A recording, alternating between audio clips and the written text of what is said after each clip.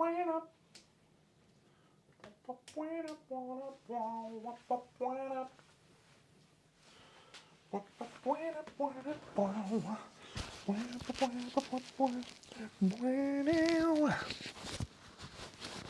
friends, good evening and welcome back to another session of Kingdom Death with me, your host, Big Deno. Tonight we're playing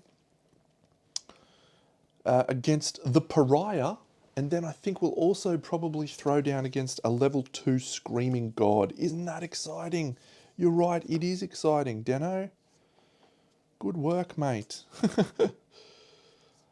Yeah, it's a cool time. We're doing cool stuff. G'day, Militides. Yeah, we're doing cool stuff. I'm just making some very rapid gear grid switches at the moment. We need that really, don't we? Yeah, we do need that blue there. All right, we put a luck charm. Luck charm, maybe? Yep, a lucky charm. Cinzy, yes, it is very exciting. That doesn't really benefit me. It doesn't help me with what I was doing, but I don't need the red cloak, so, and that doesn't prevent doing anything special, so that's all. That's it. Yep. Raw. Pretty cool. This is a great fight. This is a fantastic fight, actually. The challenge with this fight, though, is that it feels a lot easier when you have someone that has the ability to ignore somatic static, which we do. We do indeed have someone to ignore somatic static. So I have 5 endeavours to spend, 3 of them going on here, or going on there, and then I bought some Guardian rerolls. So we've spent all of our endeavours on stuff. Got some amazing survivors, really excited about how we're looking for the later portion of the game. Really excited about the gear that we managed to pick up. And this guy is a scumbag. Look at him, you dickhead. Yeah, what a guy. What an absolute pest. We're going to do some rolls. So we're going to face paint on a 4+. That is a 1, so nothing happens. We're going to do a Holy Shrine. That is a 3, so someone gains Virtuous. And we're going to do nothing at all with the Holy Hovel. I am a legend. Did it work? Did what we suggested work, or you haven't done it yet?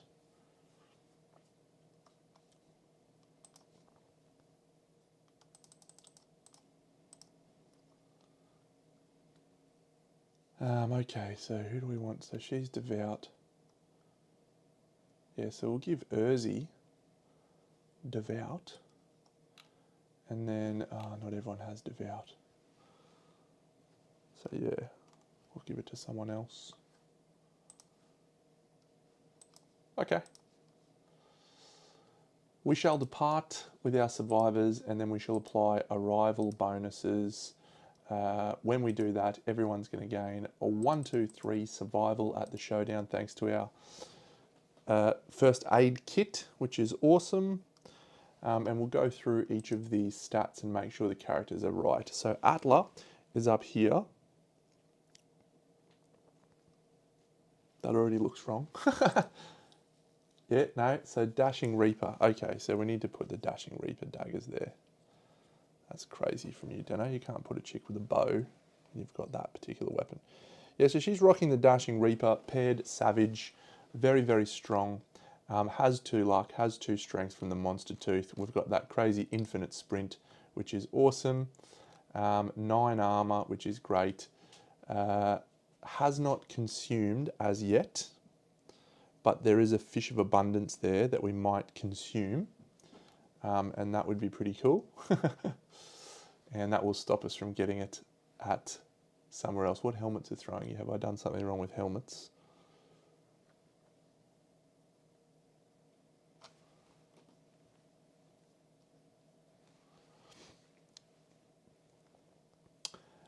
So Stoneheart, we can do that encourage to give us the final piece of that and get +3 to tough rolls. Oh yeah, there. So then, so I think she's all good. Yeah. So Urzi, she has only 6 survival. That's not ideal. She has 1. We've actually given her a luck now, and I've also, I'm doing something crazy. I'm using the Forge Priest's hammer on her. But here's my logic. I'm probably not going to be able to use it. Its strength isn't quite high enough for the late part of the game. So this will be really useful for Urs to hopefully get a couple of devastating wounds off and smack out the pariah, knock him back, get rid of him. And that's all good. So we gain the -1 accuracy token and we got the sword as our backup. Perfect. Egia, what an absolute legend. Oh, and I just have to give her +2 armor because she is devout and is wearing the Sanctified Rosary. Yeah, devastating should be great. Should be great. And some little cancellation of things will be nice. Egia. So Egia is wearing lantern armor in this showdown. She's a Marrowist, but we're going to rock her in some armor. She's got Guardian, she's got High Roller, she's got Club Spec. We've got the Vandal Club there, as well as the Monster Club just in case, or the Bone Club in backup. Look at that Vandal Sledge. Heroic Reach 2, Surpass 5. If you move 6 spaces during your act, this gains +5 strength. What's that? Your speed 6. Raw Fury. Great. Love that. So Surpass, I do just want to look that up in the glossary. I'm pretty sure it's if you exceed the armor value, they suffer an additional wound. Yeah, so it's just poor man's devastating. But Heroic is reroll failed wound attempts. Oh no, during an attack roll, reroll any natural ones. That's great. So really cool, happy with her grid, very much, very good, much wow. So yeah, Vandal Sledge feeling pretty good. Imd, oh hang on, let me just check Egia. So she's also got High Roller, Guardian, Leyline Walker, which is irrelevant, Club Spec, so doubling the wound attempt if you do a perfect hit, and +1 to every location from Watched, perfect. Imd, also a Marrowist, so she's just wearing all of our utility gear. We've got the Wrought Longbow and the Vandal Broadaxe on her. I'm probably going to maybe use her, try and use her, if we're going to brick someone from this pest, this guy is not too bad to get bricked. And we've got +1 accuracy on the bow, which is nice. And then Gripe is another Marrowist, another Leyline Walker. On arrival gains a fresh Acanthus, which is very cool. Doesn't help us too much, but she's got the spear just in case and some bandages just in case we need some bleeding removal. So very nice. Now, this showdown, I haven't played it in a little while. Probably, what, 6 months? Would that sound right? When was my last campaign? I'm not sure. So let's just make sure we're looking at the rules for stuff. But yeah, monsters inverted reactions. And at the end of a survivor's attack, they are yanked back. So that's fine. The pitons are in place. We go first. And we need to win or we lose Family, Clan of Death, and Partnership, which would make Preacher very unhappy. Hey, Gian. Cool. So here is the showdown board. We have to deploy here, here, here, and here. And the Scouty can go here. So the rules for this showdown are inverted. This showdown takes place hanging from the ceiling. After you end your attack, you may spend 1 survival in place to cling in place, or you are yanked back and must place yourself in an unoccupied space adjacent to the closest piton. If none remain where you are yanked, you fall dead. Cyclopean cruelty is going to target the same person. Somatic empathy, we know that one. Jagged grotto, when a survivor becomes knocked down, they must scramble to survive. It is indeed inverted, normal pariah. It's not inverted. I have the inverted model, of course, because everyone has it in that box. I'm actually thinking I'm going to do a little diorama because I love the upside down survivors. They're so cool. And yes, I will probably do that at some point soon. Okay, so I just realised that departing devout survivors, so she should have actually gained an additional 2 survival and 2 insanity because she was devout from the holy hovel. Atla, same deal.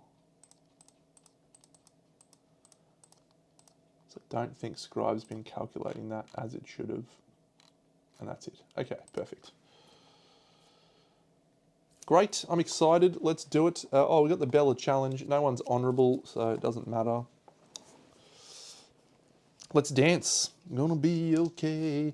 And we go first. So I think what we're going to do is we're going to go in with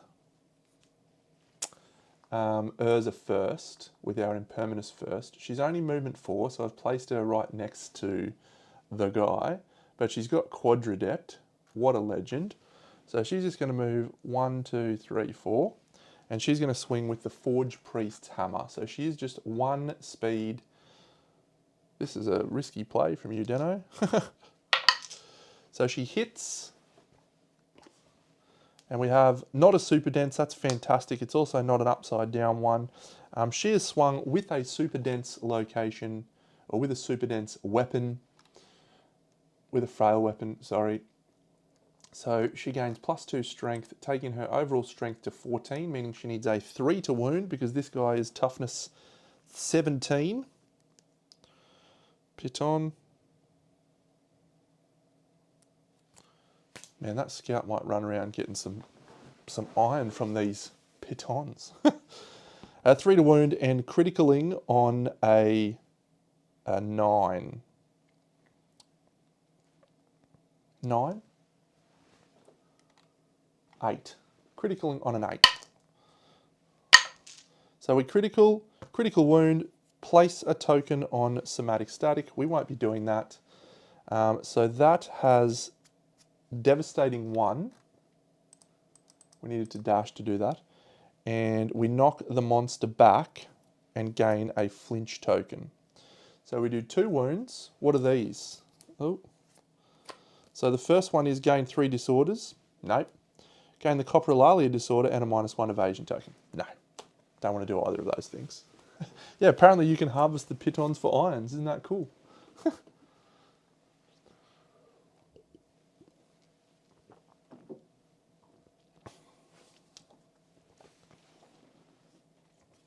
Could be a really good way to get a lot of iron late in the fight. I would not recommend that for early in the fight. And he gets knocked back 3 there. So 1, 2, 3. At the end of our attack, we get swung to the nearest piton. We'll go there. So I will now charge with the alpha set using infinite sprint. So we're going to move 6 spaces. 1, 2, 3, 4, 5, 6, 7, 8. We're not going to move 12 spaces. So just to here.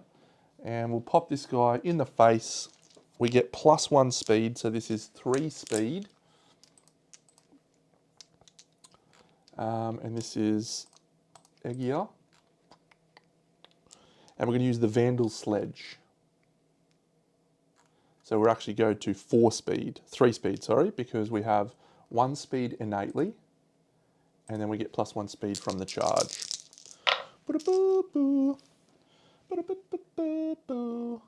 We're accuracy 2, so that's 2 hits. And That's a reflex. Remember, we've got a flinch token, and that's an upside down. Outraged, full move the monster towards the piton in range with the most survivors. It smashes the piton. We shall be cancelling that reaction using our flinch token. Now, our strength on this attack, because we moved 6 or more spaces with the... Okay, I didn't do any of this last time. But, so first of all, at the start of our act, we gain an extra move, so we've got to move. Second of all, if we roll an 8+, we get a survival. We do roll an 8+, so we do get a survival. We're at max. And boss is swift. While you are the most insane survivor, all survivors have +1 insanity. Have I done? Yeah, it's this chick here. Good, great work. Perfect, so that's all good. So we get +1, excellent. So shit. So it's actually the Dashing Reaper that we're charging with. So I've actually got to do 1 extra hit.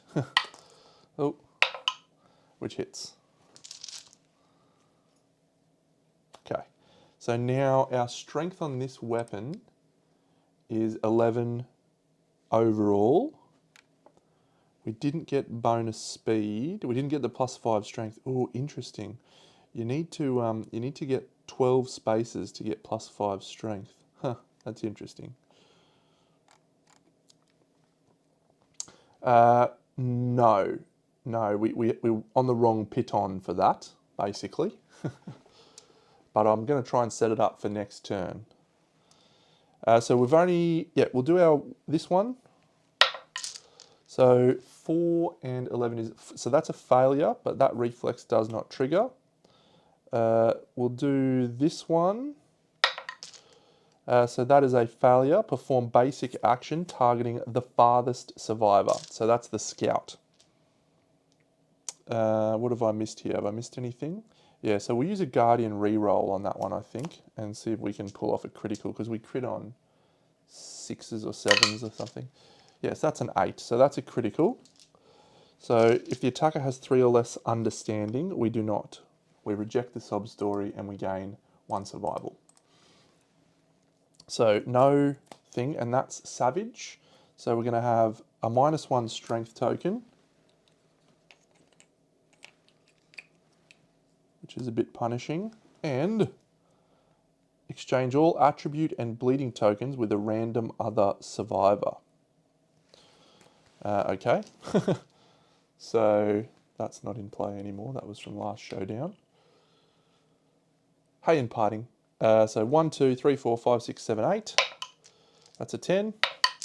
That's a 5. 1, 2, 3, 4, 5, 6. Okay, so she's now got -1 strength, and he's now got -1 accuracy. That's terrible.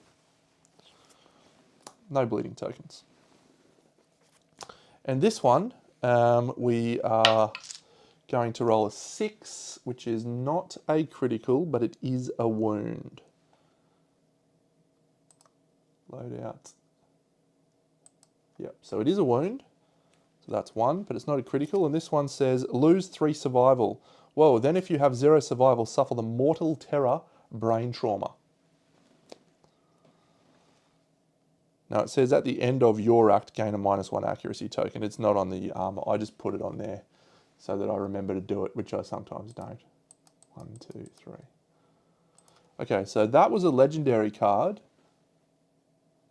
which would have killed us. So I'm happy that that hasn't happened. I'm happy that we didn't fail.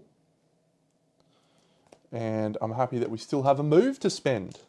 So we get swung back to the thing at the end of our attack, and we now have a move. So, oh, it's the closest piton. So it would be this one here. And we're going to slide up here.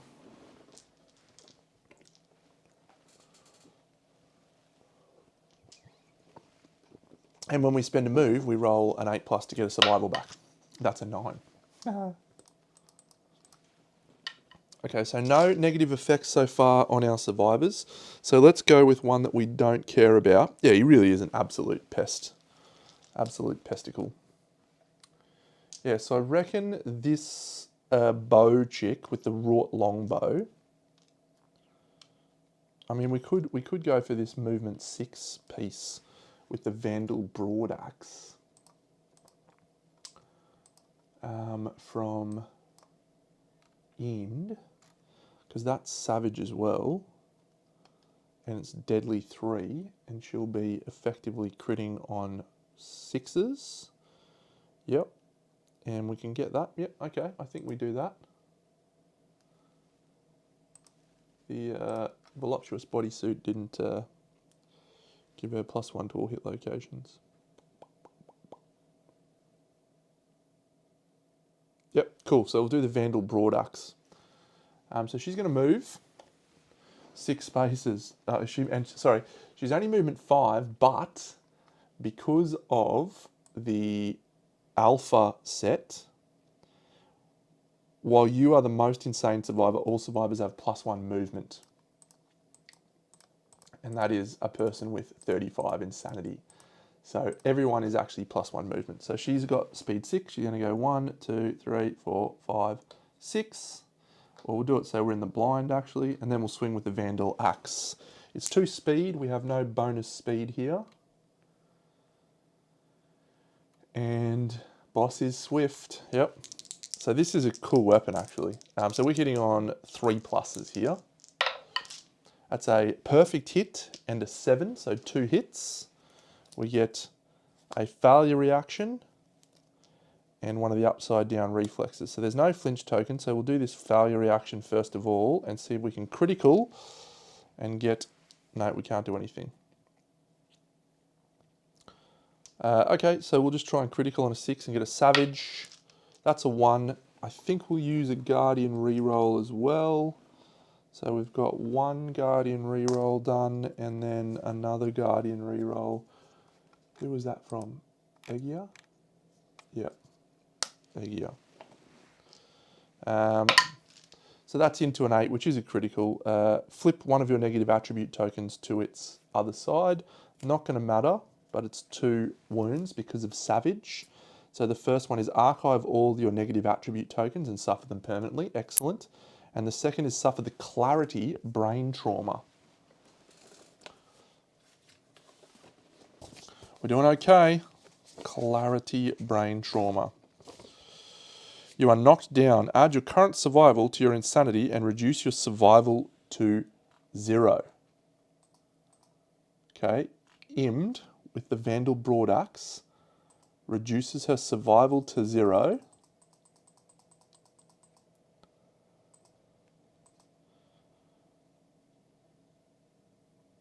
And adds 9 to her insanity. And then she gains a random disorder.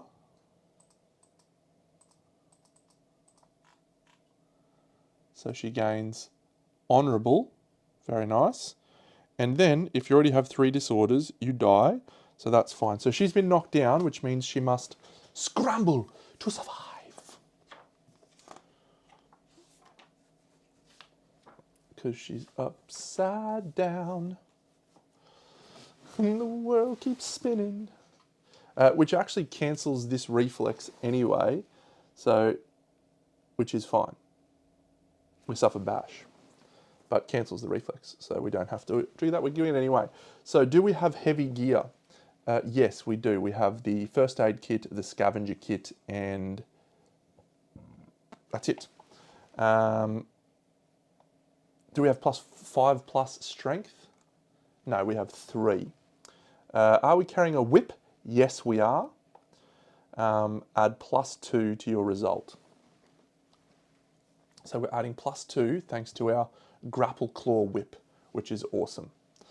So as long as we don't roll a 1, we roll a 6, so that goes to an 8. No, then it goes back down to a 7. Gain 1 insanity. Place your survivor standing adjacent to the nearest piton. So we'll actually go to this one here. So we are standing, we gain an insanity, and that is it for her act. She has no survival, so she is doing a fuck all else. And she's honourable. Oh, when you gain insanity, you may gain an equal amount of survival. I'm going to gain 9 survival from when I gain that 9 insanity. Peerless! Too good. too good. So Urzi's done. We have not seen any of the really big things yet. So I don't know that I want to use my Great Survivor, Eggia.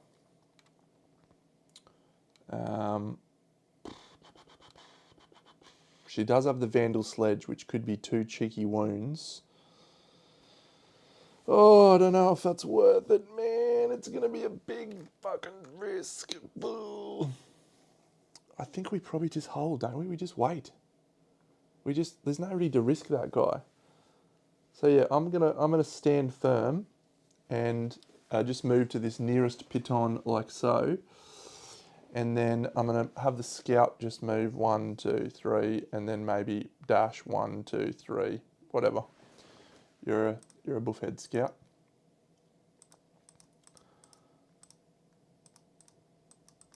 So that's it for our first turn. I think that's the right approach. I don't think we need to risk it. So ideally we want Eggia to get attacked because she's got high roller and plenty of armor. So let's see what we flip. We get Rend the Shroud, survivor with the most disorders in range. So this guy is, where's his fucking card? Where did I put his card? Was I a dickhead and put his card back in the thing? I was a dickhead and put his card back in the thing. Nice work, Darrow. Okay, Inverted Pariah is movement 8. So in range we have definitely her, and definitely that green chick over there. So the most disorders, that's 0, so it's not her. Imd has 2. Eggia has 1, so it's not Eggia. Urzi has 1, so it's not Urzi. And Atla has 2, so it could be Atla and it could be Imd. We'll have it be Imd and that'll be fine. So Imd is getting attacked.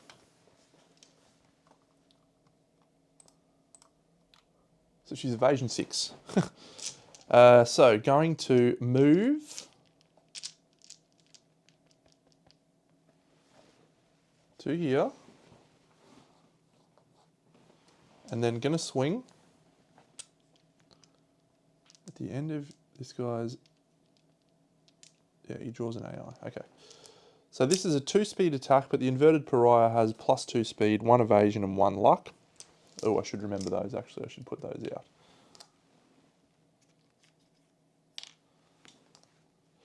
So this attack is 4 speed, and it's hitting on 9s. So we roll an 8, a 3, a 7, and a 10. So this has an after damage effect of place a token on somatic static. I'm going to do that. I'm going to gain I'm going to gain a bleeding token, and I'm going to place a token on somatic static. So that hit is going to go onto my boots, and it's going to be 4 damage. So Rend the Shroud is done. Now we have a token on somatic static. Boop. So this will be the second AI card, and it says the closest survivor. So it's going to be the same target. Whoa, it's a synchronic attack. But maybe we're okay, because we have to move to here, and it's 1, 2. Yep, so she is actually out. So that's very, very good. There is a bleed, knockback, and place a token on somatic static. There is actually no survival thing on this flow. That's interesting. Could have done some cool stuff. So this is a 4-speed attack as well. These are hitting on 9s as well. That's a 5, a 6, a 7, and that might be a 10, but it was cocked, so I'm going to re-roll it. Yeah, so all misses. So no bleed, no somatic static, and no knockback 6. Yeah, no flow. Interesting. You don't see too many of those cards. So let's go with her straight away. She's got a token on the somatic static, so she can dodge one of these, and she's got the Vandal Broadaxe. So I reckon we have a tweak here. We're not in the monster's blind spot. He's not knocked down, so we will just swing with the Vandal Broadaxe. An 8 and a 3. The 3 is a miss, but the 8 is a hit. So we hit a failure reaction. We're unlikely to fail because we need to move 6 spaces. Sorry, we'll do a movement first of all. 1, 2, 3, 4. Yeah, 1, 2, 3, 4, 5, 6 to there. Withering Blast does not have a flow, which is bullshit. Into a 9, that's a critical because we have Deadly 3 until the end of our act. And that does 2 wounds because of Savage. A small arm swings limply across the pariah's abdomen while your lumbar stings with the pain of a maimed phantom limb. You and the monster both gain a -1 speed token. Cool. So there's ours and there's his. Now I'm also going to remember that I have somatic static here. So that is gain a -1 movement token, and that is suffer 1 damage to the body that ignores armor. I'll keep both of those. We'll save the token for my next attack that I'm about to do. -1 movement and 1 to the body that ignores armor. So I'll surge with that. It remains Deadly 3. It's a good little weapon, this Vandal Broadaxe, actually. We're -1 speed now, though, so we're only 1 speed. Got to get some axe mastery happening. We roll a perfect hit. That doesn't help us with anything. No. We get a parry super dense location. Okay. So there is a reflex which could knock us down, or a critical will get us 3 survival.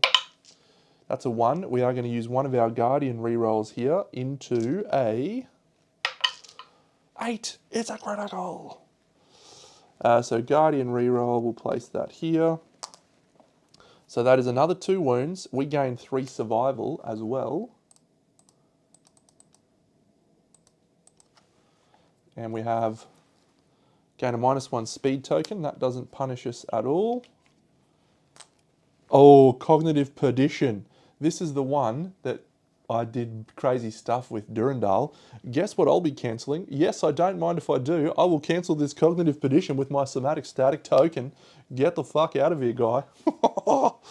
Piss off. So I had to spend 2 survival, 1 survival, sorry, to stay around for that, and then I'll swing back to here. Okay. So that's a good turn from Imd. She's done very well. Not dash, surge. Let's do a crazy job. So this guy, so if we go 1, 2, 3, 4, 5, 6, 7, 8, 9, 10, 11, 12. So we'll dash to the end, and then we'll charge. Infinite charge! Woo! The best! The best! So we actually get a free dash, don't forget, because we get a free move with Atla, because she's the most insane survivor. That's perfect. Yep, free move, exactly. We don't need to dash from the Alpha Greaves, so that's cool, you're just getting into position. So we have +5 strength to this attack now. So the Dashing Reaper, we have +1 speed, and we get +1 speed from the charge, so it's 4 speed, hitting on 6s. 7, 4, 5, 5. 1 hit. That's okay. It's an upside down reflex that I can't do anything about. Full move the monster to the nearest piton with the most survivors and then archive it. All survivors adjacent to it are knocked down. Well, that's okay because we wound this on a 2+. We can't we're critical, but we don't have Savage. So this is, you cannot activate range weapons or weapons with reach until the end of this showdown. Long reach yank. That's okay. That would have been totally fine if that didn't come through. Yeah, we don't have a weapon with reach, we're using the dagger. Okay, so we now slide to the nearest piton. That one's 1, 2, 3, 4 spaces away. It's this one here. Yep. So that unfortunately means that he goes there and archives that piton, boop, and knocks both of them down. So the green chick, we recall, is +1 to her overall roll because of the whip. She rolls a 5, so that's a 6. Gain an insanity, place your survivor standing adjacent to the nearest piton. 4, 5, 1, 2, 3, 4, 5. So we'll go here. And this one, which is a far more important roll, we can actually do something about this. We can actually move our other survivor, the purple survivor, next to her to spend a survival to add +1 to the roll result. Does this survivor have +5 strength? So this is 4 strength. Should really consume something.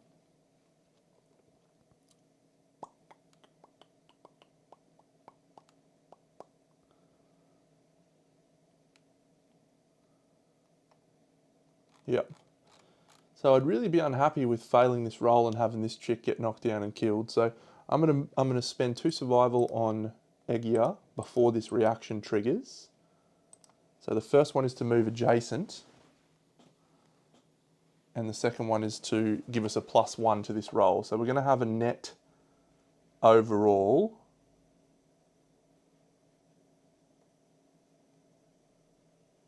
Yeah, we'll see what we roll.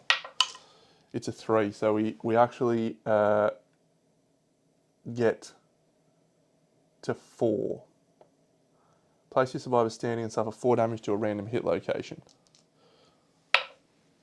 So that's to the body. And we're here. Believe it or not, the acanthus is not consumable. It says it on the thing that's not consumable, so I've got the fish. I don't probably need the fish anymore. So I might just eat the fish. 4 damage to the body. Yeah, but we spend a survival. Each adjacent survivor may spend 1 survival to add +1 to your roll result. So that's actually a 2, and then you go to a 3. So she would still be dead. Okay, so that's we need to do a lifetime reroll then. No, we use a guardian reroll. Guardian reroll. Still a 3. Lifetime reroll. Ah, this is so annoying. This is such a. I mean, it's fine. She's an okay survivor. She's just. I was trying to get Stone Heart up to before we leveled it. I should have done Encourage.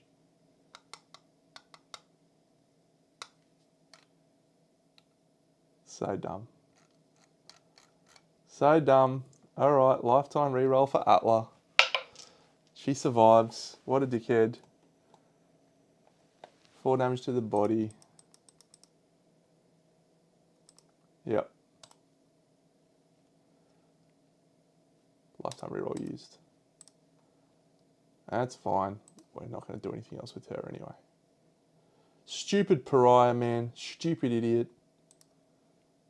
Okay, she's going to surge and eat the fish and get this. Not that. A +1 strength token, so she goes to 5 strength, which would have actually helped her. If I'd have done that first, we wouldn't have needed the lifetime reroll.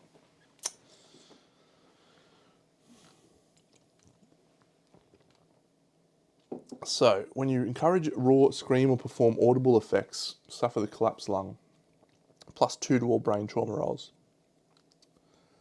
I'm just going to encourage a survivor. Suffer the thing. Gain that. +2 to severe injury rolls. Gain a bleeding token. Gain the collapsed lung. So she's fine.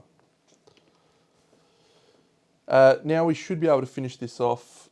She's going to walk 1, 2, 3, 4, 5 into the blind spot. She's going to swing with the Forge Priest's hammer. Nope, she might do the Sword of Silence first.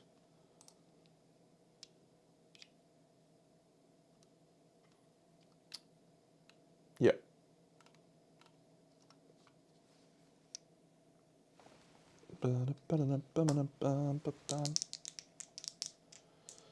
So Sword of Silence is speed 2. She's got no -1 speed tokens. She hits twice, including a perfect hit. Yeah, we're not using the flinch token one just yet because I have not seen a super dense. There's one. He's got 3 in his deck, so that's okay, Militides, because we can use both things as things. We can do dash and move and punch and kick because of our quadradept ability. All of our things can be things together. It's the best. I love quadradept. So I'll actually do a surge there so we can do that. Great. So one hit, but play 2 hits in the blind. There is a first strike and an impervious super dense, but the reflex is going to kick us away, which is great. We can't critical that. So, but this is sharp. So that's a wound, but the reflex is going to trigger. So we'll do that in a second. And we get, flip all your positive attribute tokens. No, I won't. Get out of here, idiot.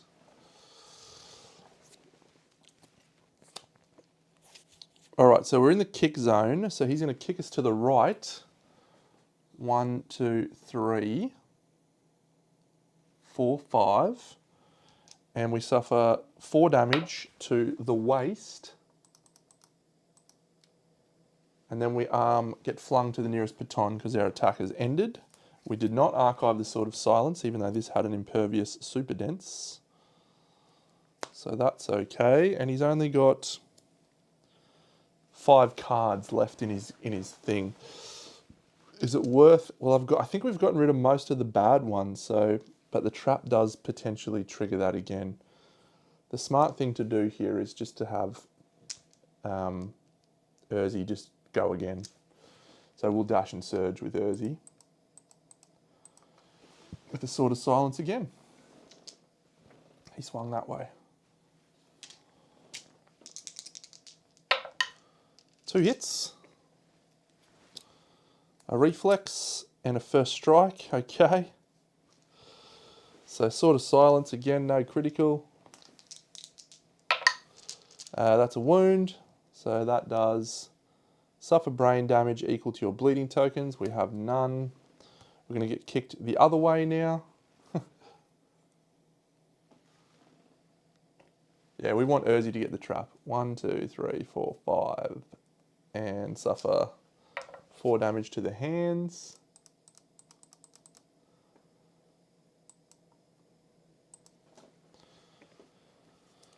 So those 2 are done. That reflex doesn't trigger. We place a token on somatic static. We don't mind. And then we get flung to the nearest piton, which can be this one. 1, 2, 3. And that's all. So there's 4 wounds left. Hang on. No, I didn't do this, did I? Or did I? Did I mark that? Yeah. No, I did. So suffer brain damage equal to your bleeding tokens. Did I do the wound? Yeah, you need a pickaxe, and I didn't bring a pickaxe. I could have brought a pickaxe with the scout, but I didn't. Because I forgot the pitons could be mined. I could make that change. I had bandages. I don't really need bandages. Alright, let's do a pickaxe. The scout will do a pickaxe. And extract the ring from the ceiling. Archive this terrain and grab an iron. And then we'll dash with the scout.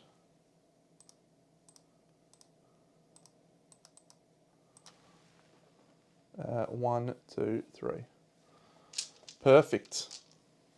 2 AI cards. The first one is Cyclopean Singularity, Mood. When a survivor gains a negative attribute token. Oof. Okay, that's 1 AI card though. I do have access to the Retcon Innovation. I'm allowed to do whatever I want with my toys. It's very good. So that's 1 less wound we need to do. But when a survivor gains a negative attribute token, the monster gains a corresponding positive attribute token. Seems unfortunate for us. Heel Kick gained the Dead Inside impairment and gained the Joyless impairment. Those are the 3 wounds that are left, or the 3 things, and gain a -1 accuracy token. So we don't like that at all. Farthest threat in range. Is the Scouty Boy in range? No. So it'll be actually Urzi, which is fine for us. So place the monster adjacent to the target on top of as many other survivors as possible. There's none else that are possible, so that's fine. Attack targets. He's -1 speed. So these are hitting on 3+. Urzi is only evasion 1, I think. Oh, she's evasion 3.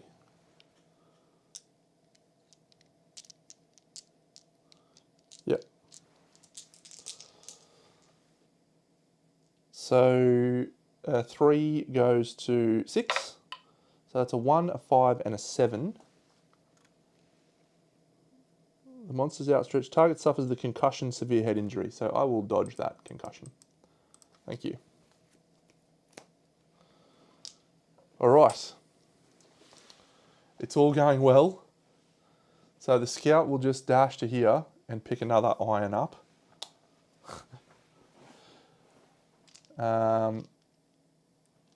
Fuck it, more pickaxes would be good at this point, wouldn't they? Yeah, so Joyless and Dead Inside. So it has to be Urzi. So let's actually swing with the Forge Priest's hammer with her and see if we can trigger that flinch token, which would be nice. It's a perfect hit! Do we have Club Mastery in the settlement? No, damn. Club Mastery would be sick. Okay, don't be the trap. It's a reflex. Flinch token wound here would be great. That's a perfect. That's a wound, absolutely. Have 2 wounds and get knocked back. We'll do that properly.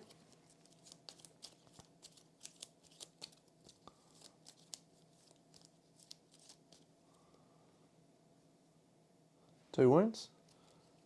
Gain -1 accuracy and gain Dead Inside. Done. Now this says, place the monster adjacent to the attacker as far away from all other survivors as possible. If the attacker has no climbing gear, we don't. The monster crushes their grip 1 digit at a time. Prevail or you are knocked down. I think I won't prevail. I think I'll just be knocked down. Okay, I'm a quadradept. How does fuck you sound, Prior? Alright, so does the scout just like run around and try and get as much iron as possible now? Like, do we just hold fire? What is this card?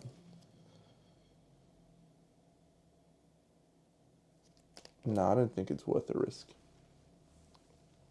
Urzi will swing with the Sword of Silence. She misses twice. She'll do it again because she can use movements as attacks. That's 1 hit.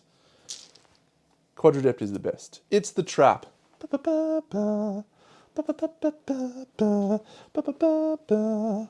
Urzi is a dickhead.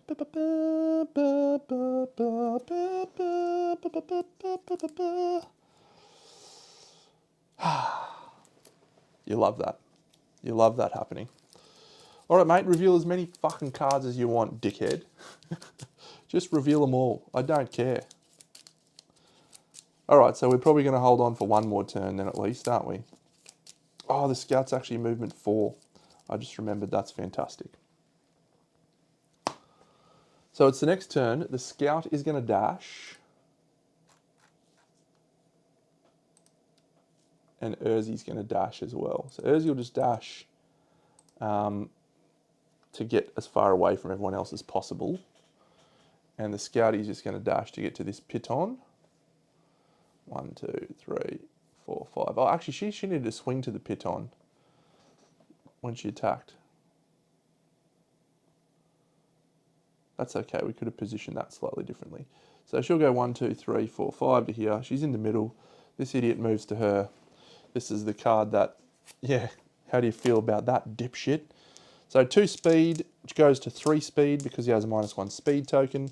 Hitting on a 3+, which goes to a 6+. That's 3 misses. Nothing else happens. We'll do it again. That's 1 hit.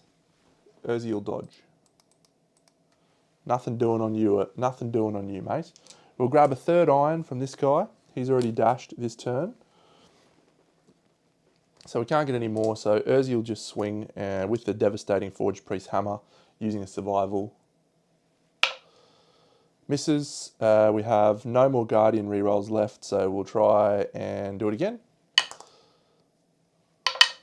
That's a 7, so that's a hit. So as long as this is not a trap, it is not. And as long as we don't fail this wound attempt, which is on a 2+, that's a 5.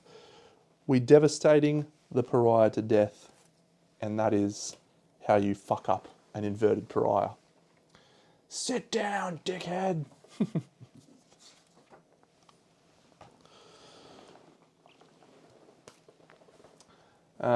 Great, well done. So, archive implanted memories.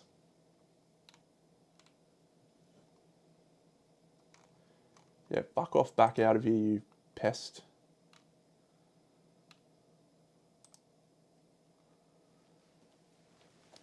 Thank goodness. Has the settlement innovated storytelling? No, we have not. No, we have not.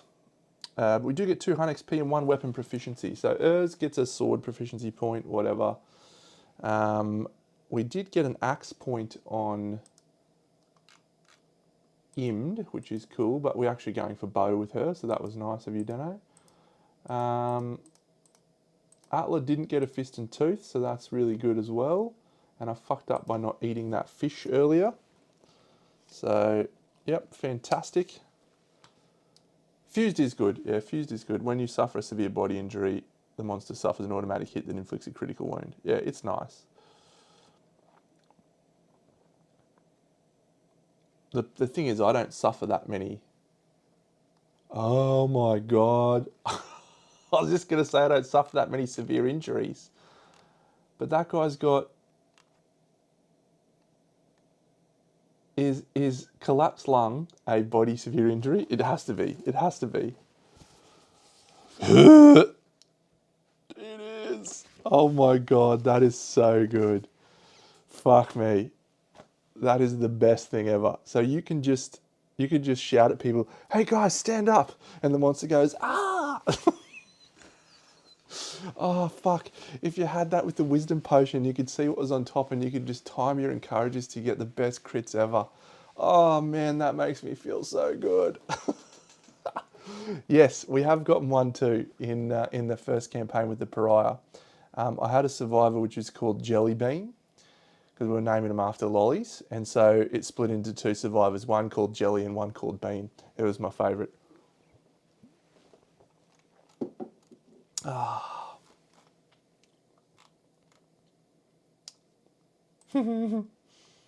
Complete the showdown. We're getting 8 endeavours.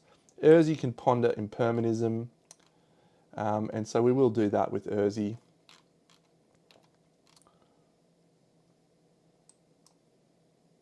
I don't want Urzi, I want Atla.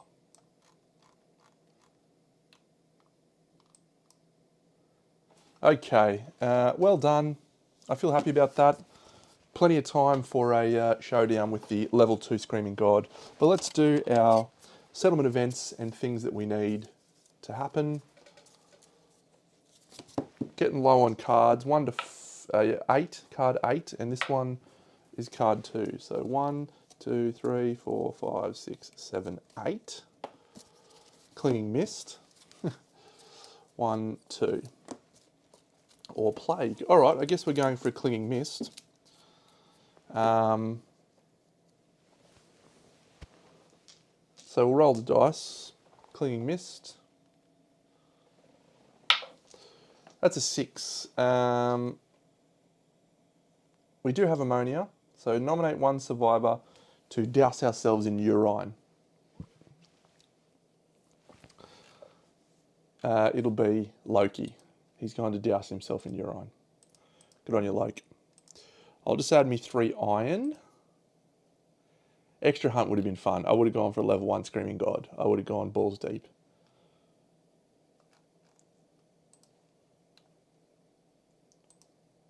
Not Lucy, Loki. We also picked up a fresh acanthus. What is our bone resource that we have? I can do that. Yes. It's a Grandsire antler. It's a perfect bone. It doesn't matter. He's never going out. That's Loki. He's, yeah. He can have a million minus fucking luck if he wants.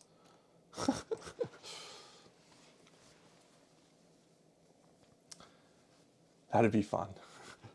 So no plague. A clinging mist is done. We don't have a new settlement, which is fun.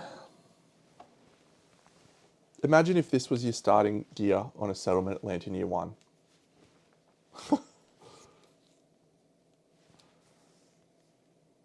So we'll do Urzi's Impermanism level up. She's leveled up to rank 2, and she still hasn't retired. So she's got the mark of the Cyclops Knight, by the way. I have not crafted a single seed pattern. And yeah, Impermanism, everything is something. Your eyes dart from one heap of things to the next. We're rolling 8. So gain 3 insanity and +1 strength token, and she gains the breaking part, the breaking point. So we'll take that. I don't know what that does, but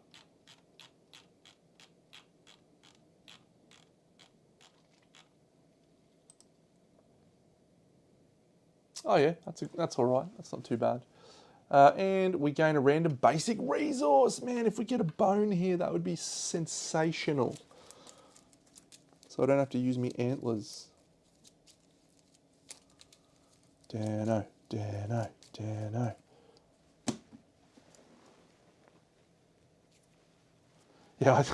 I did lose that gear. I was pretty filthy about losing that gear. I was pretty filthy. We're innovating. So we're going to use that organ, and we're going to use that bone that I just picked up from that roll, which is just the best.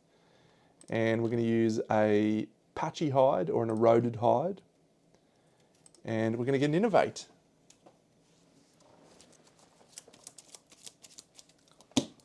Oh, wouldn't you know it? At fucking 59 fucking things. I'll take pottery. Fuck you, Symposium. And the horse you rode in on. Fuck you. I don't care. You suck. Pottery means we can make the green thing. The green charm. From the barber surgeon. We do have pottery. We can make a green charm or a red charm.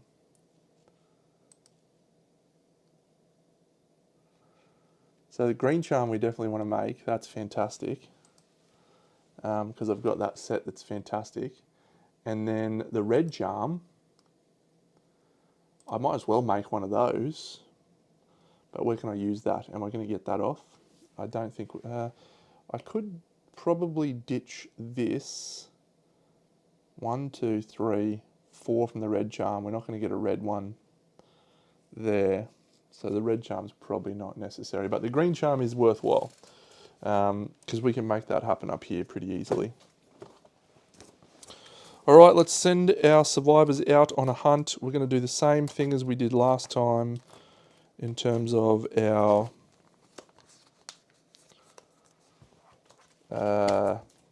so we're going for level 2, so let's see who we can send out on this hunt. So we innovated, we will use Shrine, we will use face painting, and then we'll probably do... I might give someone honourable, so I get some benefits from the Bell of Challenge. And...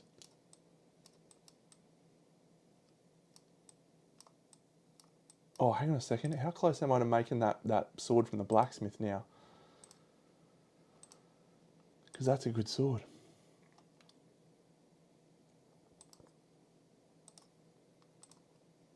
We need 3 bone. All right, let's hope we get some bone.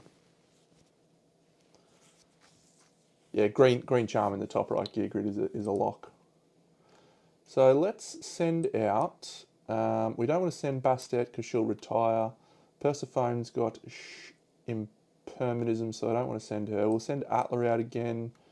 Let's send Egia again. Let's send Greep as our scout again. Let's send Imd again. And then we need a 4th survivor. Let's send Argifa with her physiognomy. Sanctimonious is a bit of a downside.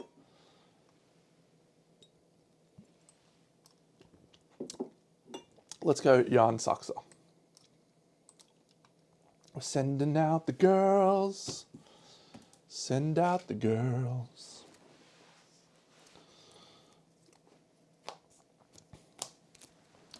Let's see what we've got on the... we're going to get meal gear soon. Oh, yeah. So we have Joint Array. We have Fingernail Door. We have Plausibility. And we have Strength Training. Joint Array being only 2 is great. Gormandus, Marowist. So Yarn Suxer just needs to flip her Philosophy because we didn't do that before. Yeah, we'll try a different one. Don't want Maroism, don't want Optimism, don't want Impermanism. Facism, great. You're a fascist. I could just spend Lumi and pick that, so.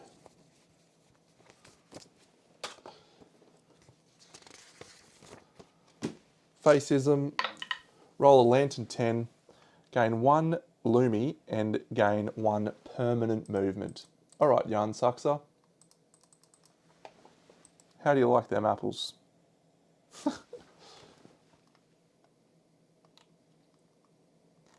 So she can buy, what was that thing I said? She could buy a Joint Array for 2 Lumi. And then we could buy it on Atla as well. We could do some Joint Array shenanigans. Yeah, that sounds fun. Let's do that. Let's do some Joint Array shenanigans.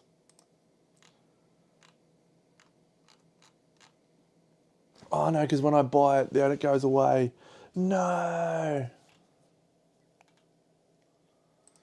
Okay, I might spend some stuff. I want to try and get Pack Leader, I just remembered. So let's spend some Lumi to see how long it gets out.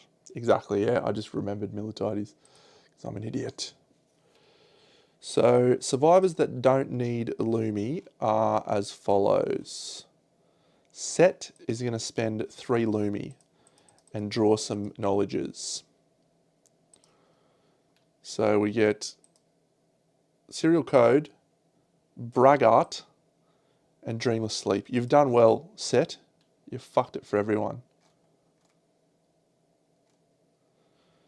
Yarn Sucks is going out. We don't want to waste any of hers. Thor's got 2 Lumi. Good on you, Thor. Mighty Thor. Get us 2 more knowledges, mate. Thor draws Health and Virtuous. Virtuous has got some potential. But no, we don't want those. Merkel's got no Lumi. Icarus has got 1, so we'll spend 1 on Icarus.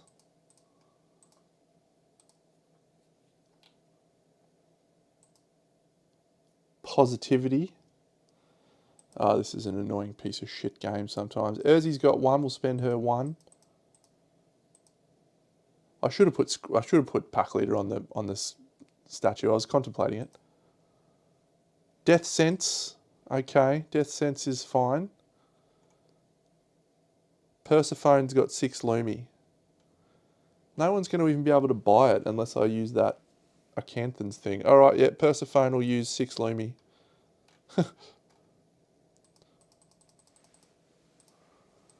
And we'll get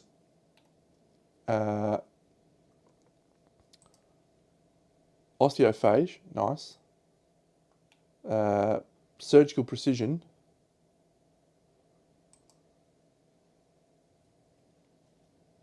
I don't know what that was. 4, 5, 6. Still no Pack Leader. Feedback Loop. All right, so that's a very poor performance from me. We'll just spend our endeavours. We're going to do 3 of them to give out Lumi to someone cool. What's that thing called? It's right at the start. The cooking one. Butchery? No. You know the one I'm talking about. You spend 3. Wants to study? Yeah, nutrition. Omega-3, gain 4 Lumi. I'm going to give 4 Lumi to one of these survivors. It'll be not Atla. Let's give 4 Lumi to Imd. And then she can buy... No, it's not the Dreamkeeper. I'll grab it out. Yeah, you got that one. Yep, you know.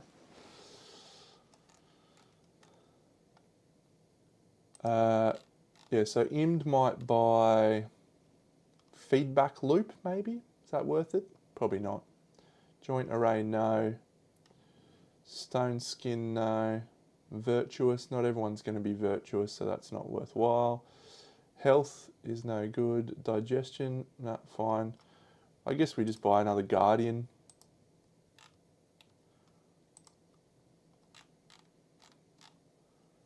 Only cost us 3.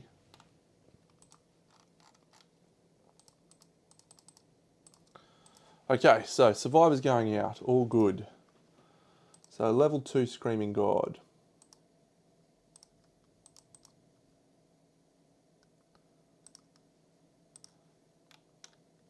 Atla, her gear grid stays basically the same, but we don't have the fish anymore, so we're going to archive that gear. And we will put a dried acanthus there instead, which we can eat. And that will be fine. It's going to be 1 less luck, but it's going to be 1, 2 there. So that's all sorted. Bit of dried acanthus. Now we probably do want to think about, so we want the royal scalpel here. What we need is a couple of Fetosauruses, don't we? Vandal Sledge, that's great. Now hang on a second, do I want to change this Dashing Reaper situation for something else?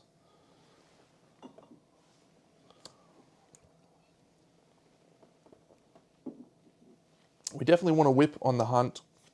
There's a green charm. We're 1 shy. But if we put this here, then we tick that off. So that's great. So we put the broad axe down here, or no, we go back to that other cool bow, don't we?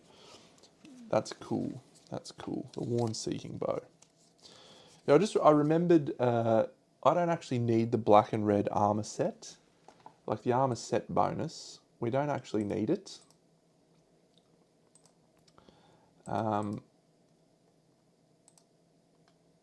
Because it doesn't actually, all it does is it gives you don't get bleeding tokens from the red cloak, right? I can just take Clothed and Satiated and not take the red cloak, and it nets off as exactly the same effect because we don't need to transpose. So that feels like a pretty useful thing to do, because now we actually gain a bonus thing in our gear grid that we can use. So do I want the Sanctified Rosary, or do I want to try this Vandal Broadaxe thing? Oof, that's so good. Yeah, there's no teleporting, so we just basically get a free slot that we can now use. We definitely want the Lucky Charm there. Sanctified Rosary's good. We could do it this way instead, couldn't we?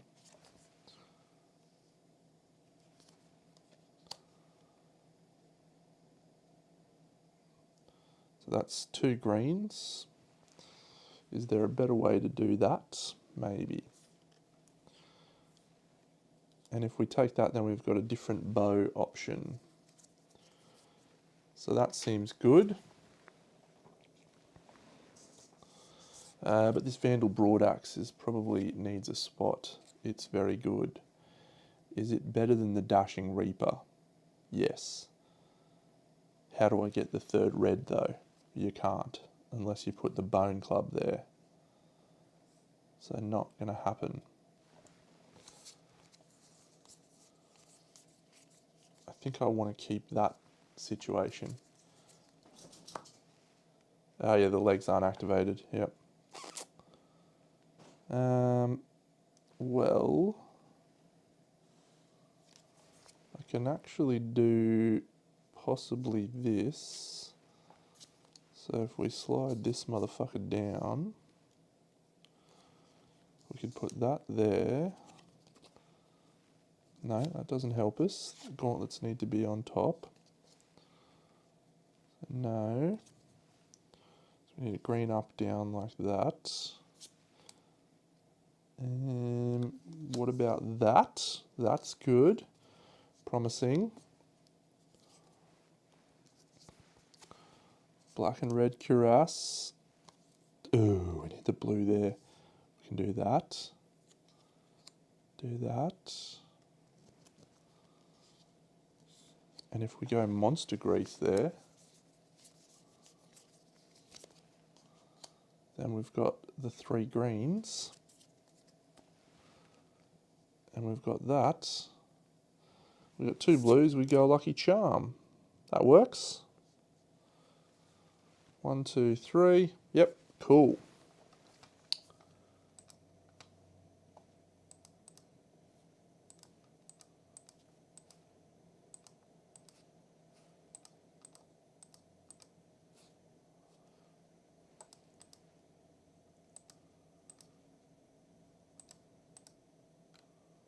Sanctified Rosary.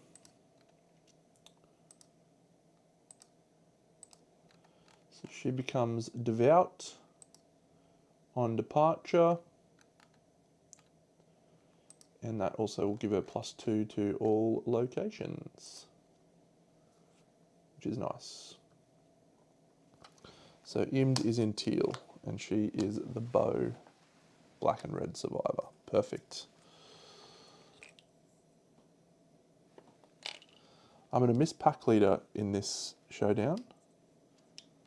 I'm going to miss it very much.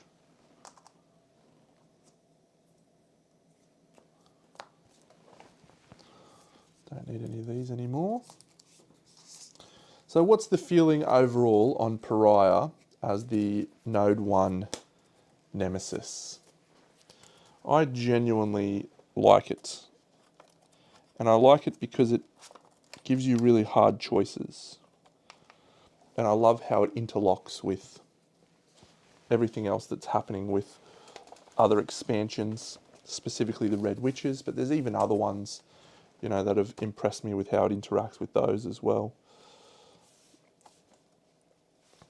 I just think it's a really great design. And I hate him, and that's cool. I don't really hate the Butcher. You know, he's just like this nameless presence. But I hate, I hate the Pariah, and I think that's good that we actually feel that way about him. You know what I mean? Okay, so that's good. We definitely want a grapple claw. Oh, actually, you know what I just remembered? I can craft the Mage's Hood. So the chick gave us the thing before we killed her because she did level up. So the Mage's Hood, I think we can craft. And it's pattern gear. Mage's Hood requires a broken lantern, a perfect hide, and 2 cloth. Done. Let's get us a Mage's Hood as well. So we're not going to get the final piece, which is a shame. But the Mage's Hood is really cool.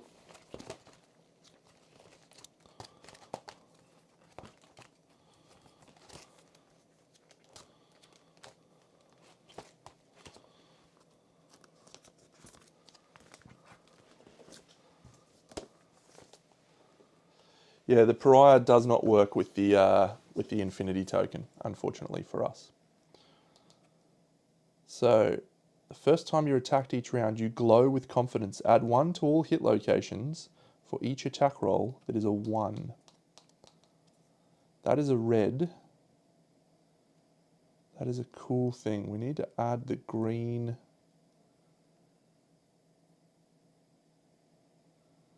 If this was the opposite facing red, it would be so useful. So useful. But it's not. We can just do that though.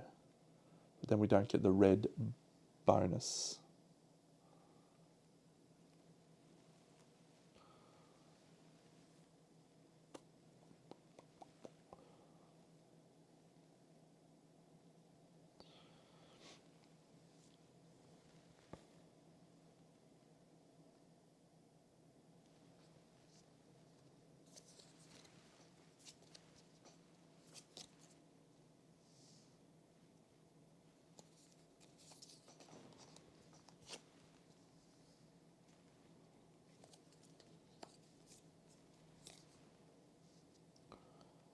Probably don't need a dried acanthus, but if I can get a left red there, so that could be a bone club. Or stupid thing. But we do want to take the whip on the hunt, so let's do that. And we do want to take a pickaxe and a sickle. So left red there is, yep, sure, we'll just take a bone club. Actually, it's heavy, just in case there's interaction. We've already got heavy shit everywhere there, so that doesn't matter. So that works, and that's pretty fun. Oh, we need the blue. That's okay, we don't actually need the reach for that. The royal scalpel would fit there, which would be fine, but I think the reaper's actually better here. I don't want to actually ever attack with the scalpel. It's too valuable for us to break. This is going to be better than that. Just so we've got an option that is also very, very good. All right, I think we're good to go. I am absolutely pumped. So Atla, we're changing that just to have the broad axe. There could be, yep, there could be. Red down was one that that might have worked as well. We could have used the grapple claw and the vandal sledge, but I think we want the vandal sledge here on the club set, really. No survival on departure. +2 strength, yep, perfect. Eggia is this chick.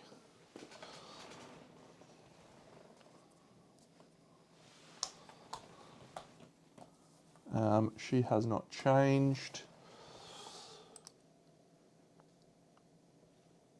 That's the royal scalpel now, just in case it matters. Save, so she's got 2. On arrival, she gets survival up to the maximum, and the vandal sledge is thingy immed. We've done her, that's a fun grid. Yarn Suxer, let's make her red. No, Scout's red. Let's make Yarn Suxer blue. And she is wielding a spear. Let's use this model. Haven't used her yet.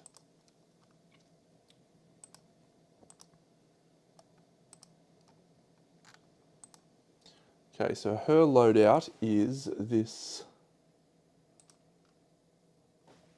Leyline Marrowist. So we're going to switch the bodysuit to there, this to there, this to there, this to there. Then we're going to put the mage's hood here. Stop it.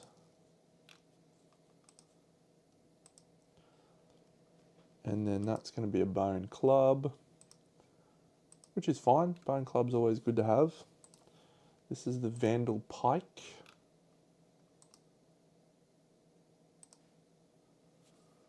This is the Green Charm.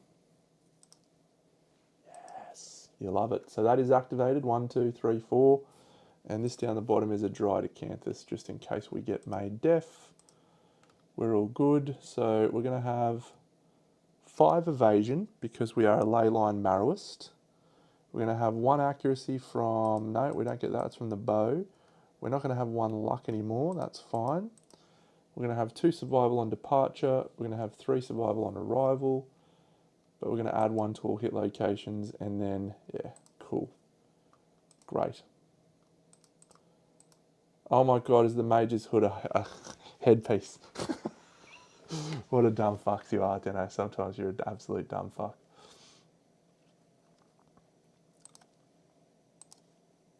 Thank you, Scribe, for correcting me. You are appreciated.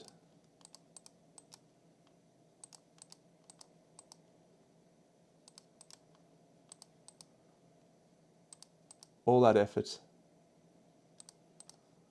for nothing. That's okay, because it just means now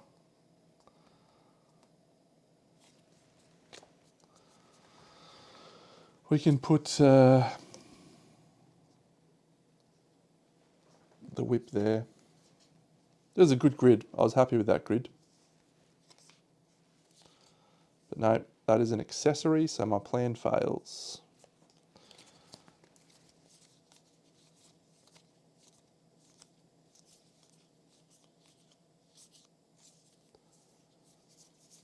Just take the hammer, just in case.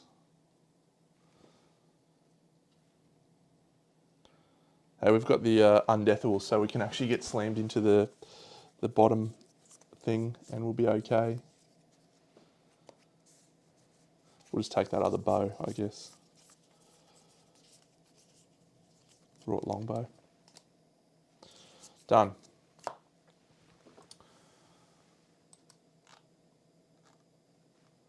So, reset, perfect. She's a physiognomist. What are you doing, Deno? Alright, I've got to switch that around slightly. So I guess we go Yarn Suxer, who is a Marrowist, aren't you? Imd? Imd is a Marrowist? Yes.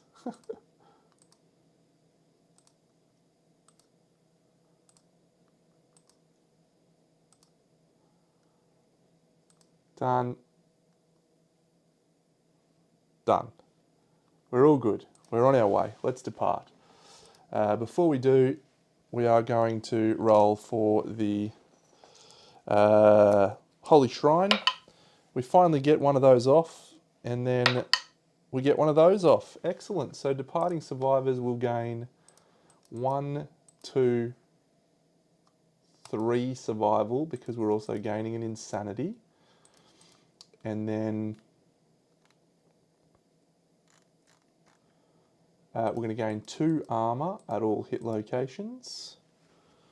And we're also going to gain 2 survival and 2 insanity for those that are devout. 1, 2. 1, 2. Atler is devout.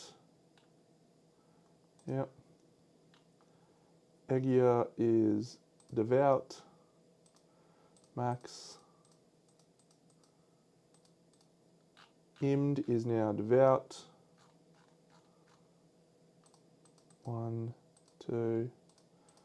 Yarn Suxer is actually the one wearing the Warn Seeking bow, so she's actually devout as well now. So she gets 1, 2, 1, 2, and then another 2. And then she's also going to get 2 armor to every hit location. And then, are you devout, little guy? No, you are not. Perfect. So we're good, we're good. We're ready to roll against this pest. That was my quickest settlement phase in a while. We've got gear now, so I don't have to switch grids around much. No pack leaders disappointing.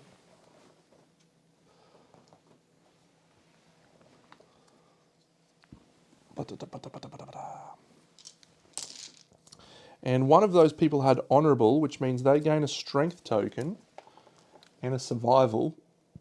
Yep, Imd gains a strength token, a survival, which she's at max, and +1 to all hit locations because she is honourable. And we have the Bell of Challenge. Should really make some more people honourable. Would be very good.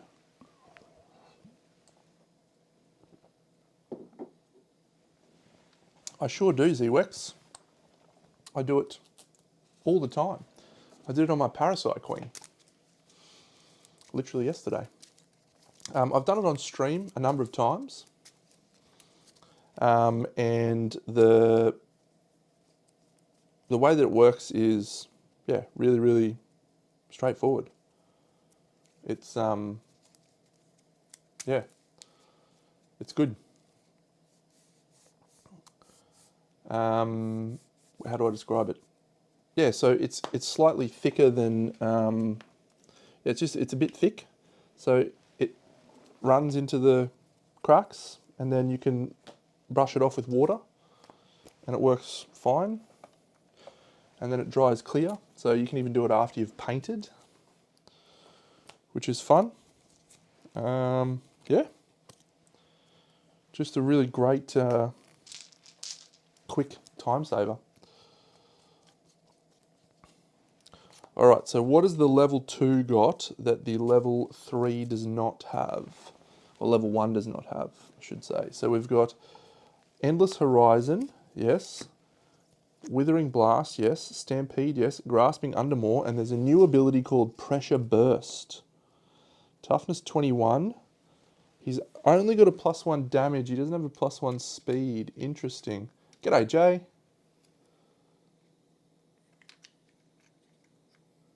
Yeah, I've definitely done it on camera multiple times. Okay, Pressure Burst. Oh, he's also got a +1 luck token. What a dickhead.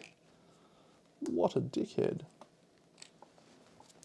This is the first level 2. Alright, so, and that's 2 legendaries in the deck now.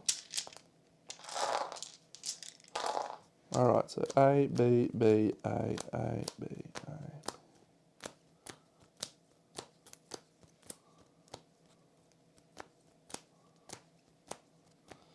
Wouldn't it be cool if my luck just ran out because Jay's here?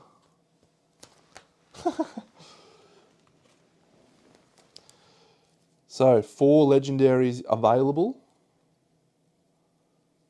I'm sure they're all very nice and not going to cost us anything at all. 1, 2.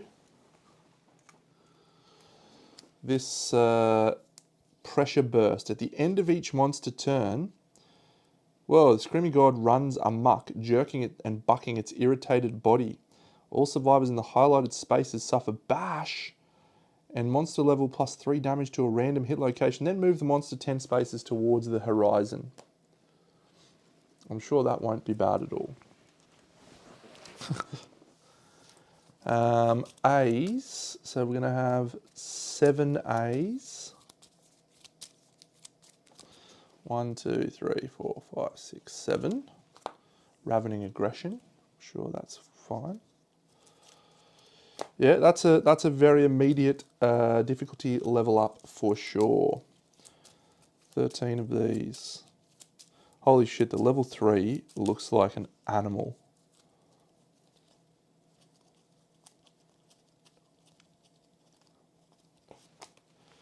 The level 3 looks like an absolute animal. He's toughness 24. He's +1 speed. He's +2 damage. He's got +2 tokens of luck. He's got 28 cards in his deck. That is a lot of wounds. No Fist and Tooth Mastery, mate. No, haven't tried for it.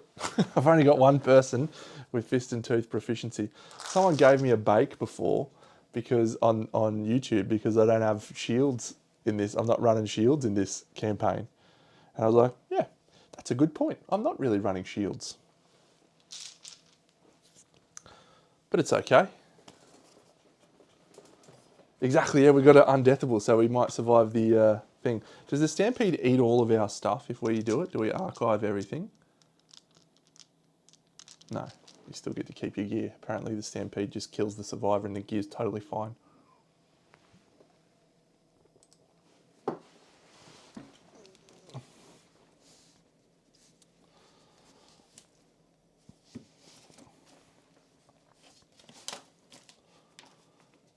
My sticky tape book holding up well.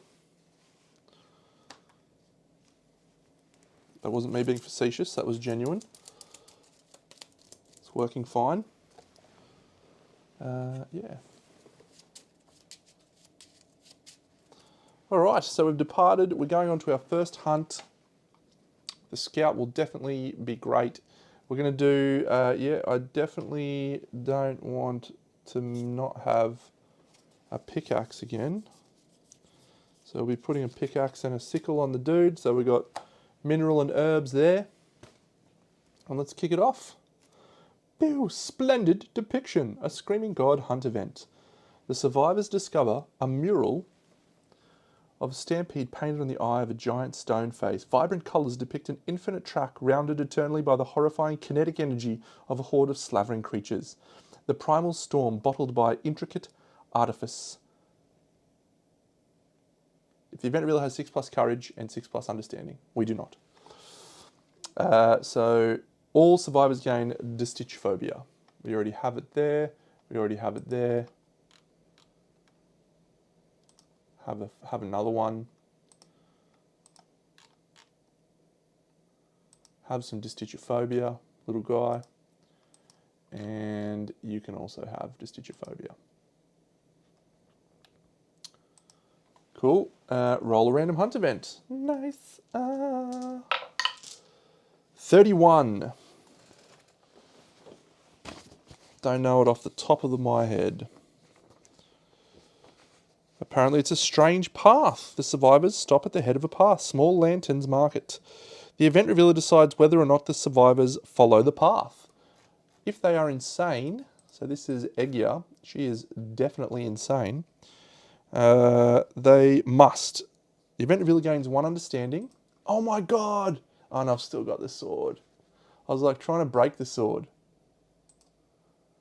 We can't do White Secret because we have the Sword of Silence in the settlement. Rolls 1d10 and adds our understanding. Okay, that seems nice. That's a 10, so we roll a 19. The survivor leads, you may ambush the monster. Tremendous. If any survivor has the honourable disorder, they realise the folly of their ways and may remove the disorder. I will remove honourable, because if I don't, the monster ambushes us instead. I shall be removing honourable. So we're ambushing the guy. Come on, level 2. Fuck you up. What do we got here? It's a random event. 3. It's not cancer pigeons. It's or is it cancer pigeons? No, it is cancer pigeons. Great. We have a whip. So we crack it. Let's see if we can have a straggler. So first person, second person, third person, fourth person, fifth person. So it is the 5th person. The Scout has the whip with the cancer pigeons. Scout rolls a 4, which turns into an 8. We escape the terrible creatures. We move to this one. We have Running Dream. When you sleep, you drift. You dream of running, drifting off. You feel your feet pounding. You awaken more exhausted than when you lay down to rest. The event revealer, which is Imd, rolls a dice. Imd. Oh, Imd. Roll it in the tray, you fuckwit. Imd rolls a 6. Suffer -1 permanent strength and gain parkour. Parkour. All right. Do we try and get parkour or do we just let it go? It is pretty cool in this thing. Let's go for it. We're going to take a torment and we're going to try and roll an 8+ and get parkour. That's a 2. No parkour. Parkour. -1 permanent strength also. But she has a strength token, so I'll just mark that there as well. Good. Yeah, it could have been fun. Would have been nice, but not to be. Another one here, we have a Exquisite Aroma. That should be taken out. That one's gone because we already did that. So that's just a random event. 58. You get to choose, I think, don't you? You get to choose either Systemic Pressure or Torment. Confirm for me if you want. 58. Scent on the Wind. The event revealer rolls 1d10. We roll a 1. The monster moves 1 space closer. Cool. He's here. We're still doing our herb gathering and mineral gathering here. We have this one. Unbearable Volume. Yep, on a 7+ you suffer death. So great. Okay, cool. So Imd has a pressure. Alright, so we'll just roll from top. See if anyone rolls a 7 and gains death. So the first person, that's a 2. Second person, that's a 4. Third person, that's a 6. Fourth person rolls a 7. So the fourth person, which is Yarn Suxer, is now deaf. Does not have a Dridecanthus. So gains the deafness. And the scout rolls a 6, so no deaf on the scout. Overwhelming Darkness. So first of all, lose a courage or spend all your survival. I will lose a courage. Yep. Next person, -1 evasion token. We'll discard that. Next person is a 7. That's 1 event damage to the arms. Next person rolls a 6. That's -1 evasion token. Everyone gains a survival. So she's up to max survival now. She rolls a 5, -1 evasion token, we'll discard it. And the last one rolls a 1, lose a courage. Cool, we've been very courageous this campaign. Let's do mineral gathering. So the mineral gathering roll is a 3. I think that is archive your pickaxe and suffer hemophobia. Or maybe that's gain a broken lantern. No, I think it's 1 to 3 hemophobia, 4 or 5 broken lantern.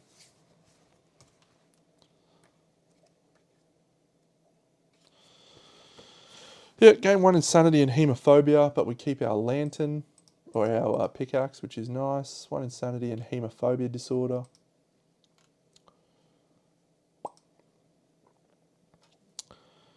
The herb gathering we are going to consume, which will gain Atla a token, and we will gain a accuracy token. What weapon are you using? You're using the Vandal Broadaxe with +1 speed. So let's use strength on that. Yep. And then we'll roll for, I think everyone's got it, so I think we just want the Acanthus and the Vermin resource, do we? Yeah. Sure, we'll go for the Acanthus and the Vermin resource. So that's 6, 4, 2. So that's 12, 22 plus 8 is 30, 36, 47. So we'll just stop there, roll some extra dice. 47, gain 2 fresh Acanthus. We gain 1 random Vermin resource, and all survivors gain 1 survival. Our random Vermin resource is a Krabby. Nice, that is consumable, so I'm going to give that to the herb gatherer guy, the gourmandist guy, I should say. And then we'll flip that hunt event, and it is Horror of the Infinite. If the event revealer has 9+ courage. Oh, no, this is awful for us. This person has gone to Insanity 0. We do not have 9 courage.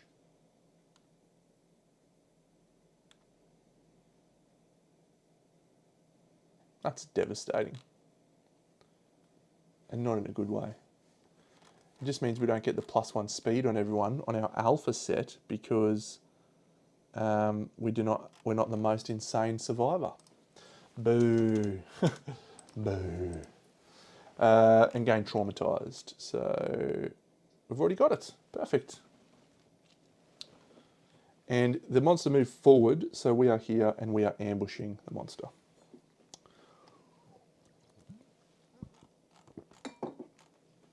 So we'll apply arrival bonuses.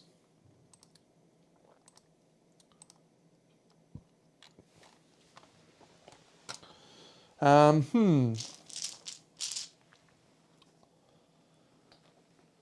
we get to go first, but we are going to have a labyrinth tile revealed.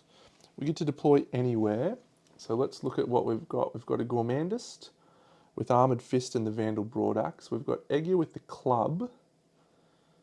Eggia with the club wants to get hot and heavy with the Vandal Sledge. She is movement 6, so that's good. And Yarn Suxer is movement 6 as well. She doesn't need to be close, she just needs the Worn Seeking Bow to go ballistic. Imd is going to rock the Wrought Longbow. So that's fine. Ooh, we're still light on for strength here for some of these people. So Eggia and Atla are our two survivors that are most likely to do damage. Hey, guess what we're doing here? Hiya! 1, 2, 3, 4, 5, 6, 7, 8, 9, 10, 11. Boo. Is this guy, have I put him in the right spot? I think so. No, he's there. All right, so that charge doesn't do anything but give us +1 speed, which is fine. We'll do that. So she wants to be here. This guy wants to be adjacent. No, wants to move 6 spaces so we can get the 1, 2, 3, 4, 5, 6. We can get the Vandal Sledge, and the Scout wants to go anywhere they want. Anywhere you want it, that's the way you need it. Anywhere you want it. We could charge into here, but that's going to fail if there's not a thingy there. So we don't want to do that, I don't think. We'll just take the +1 speed.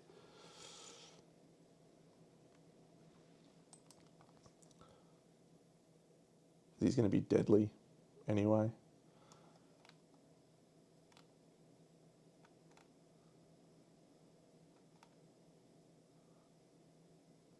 Yep, this is it.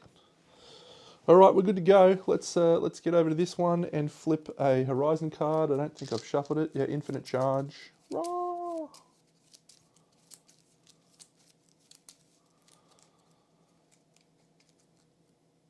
Cool, so we have an Augmented Tetrad. So let's set that up.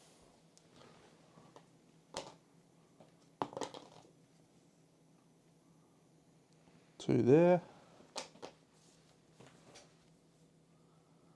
And two there. So the Scout's fine where they are. Oh, I've actually got a Fascist here, haven't I? So Osteophage. Osteophage. Fascist, yep, so we've got some physiognomy to do.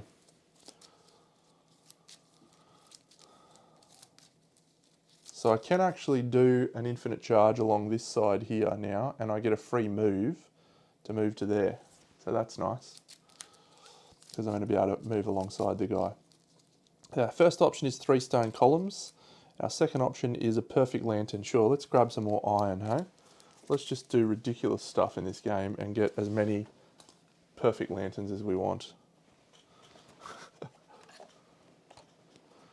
So I'll put that next to the Scout here. The Scout's probably the only one who's going to go for it. If we don't get it, that's fine. I don't care. That's no issue.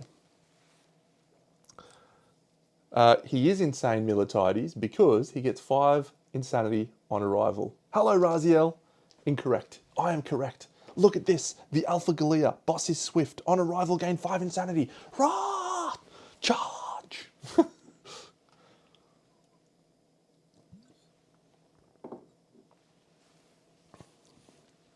So good. Okay, so we definitely want to go with that Vandal Broadaxe guy first, because we want to get the wound off so we can shoot with the Worn Seeking Bow. So let's do that. Boss is swift, mate. You should have trusted the boss. 1, 2, 3, 4, 5, 6, 7, 8, 9, 10, 11, 12, 13. Boss is swift. Vandal Broadaxe. So that uses both of our movement and our speed. Our movement and our activation. We have not suffered any knockdown or anything like that. And so we're going to swing with this axe. We go to 4 speed, hitting on a 4+. So that's 4 hits, including 2 perfect hits. These will wound on a 3+ and crit on a 6+. 4, come on, Deno. Okay, get rid of the Tetrad, get rid of the Screaming God card. We have Trap, excellent. All survivors are doomed. Place the monster on top of the attacker and archive any terrain the monster lands on. We gain Devoured. Fantastic. It's a good start. You witness an omen. I don't get to dodge that.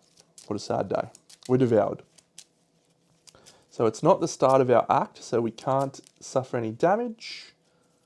Yeah, Jay, this is your fault, mate. Absolutely your fault. That would have been a really nice way to start our showdown. So we'll do this guy instead. He'll move 6 to here. Oh, and he actually jumps, he basically just jumps to here. Where could he jump to? Yeah, we'll jump him to there. We'll actually jump him up here so he archives that. We are at 5 omens, so we could have a Metamorphosis Festival if we wanted. So that was 6. That does not have... Oh, it does have reach too. Okay, cool. So we'll dash to there.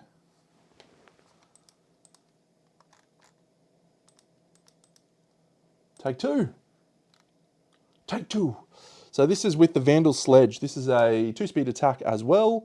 We reroll 1s on hit rolls. So that's 2 hits.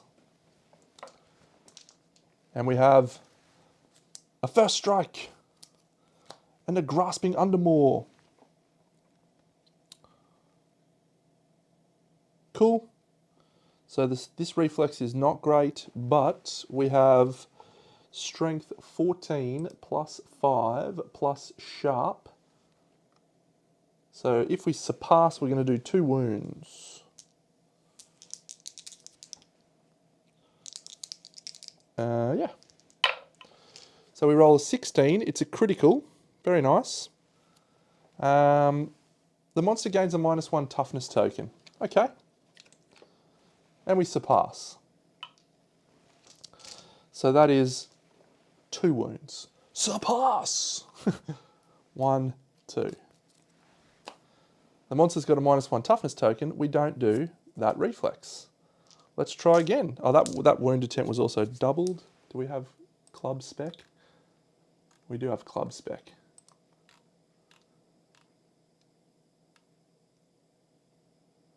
Yeah. So second swing, this one has a reflex. We don't have enough luck to critical there, do we? We do! 2 criticals. If attacking with a melee weapon, you recklessly dive under the monster, resolve it, draw an additional hit location and resolve it immediately, ignoring its reactions. We surpass.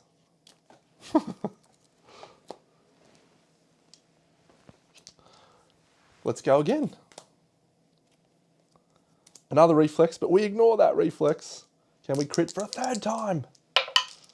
No! But we're so close. But we do surpass again for another 2 wounds. I would have really liked that critical, because that would have been a divine fragment. Guess what is not? Okay. Really? I really would have liked a critical there. I don't have a luck here, otherwise that would have actually been a critical, because he's got -1 luck token. We have 2 luck innately on that guy. What an absolute legend. So, that's 6 wounds, but this Vandal Sledge is not cumbersome. We're going to swing again. Surging. It's still our act, so we still get +5 strength. Delightful. So we're still going to be rolling 2 speed. Hitting on a 3+. 2 hits. There's a reflex, and that is a wound reaction. So move the monster 10 spaces towards the stampede. That's fine. We're okay with that.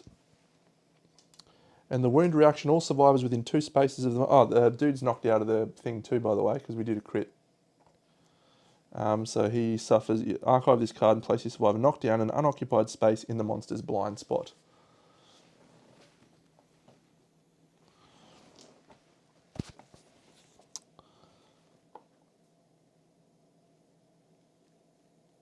So yeah, moving forward is totally fine. So I think we let this reflex trigger, and then he runs down here, ready to get wailed on by everyone else. Unless we critical again, of course. We don't critical, but we miss it by 1. I might need to start taking a luck token there. That's crazy. We surpass. We do 2 wounds. Reflex. The monster runs. So he moves 10 spaces towards the horizon. It's at the end of the turn, and it's called Pressure Burst. Here it is. You can have a look at it. 1, 2, 3, 4, 5, 6, 7, 8, 9, 10. And then he turns to face the horizon. What a fun guy.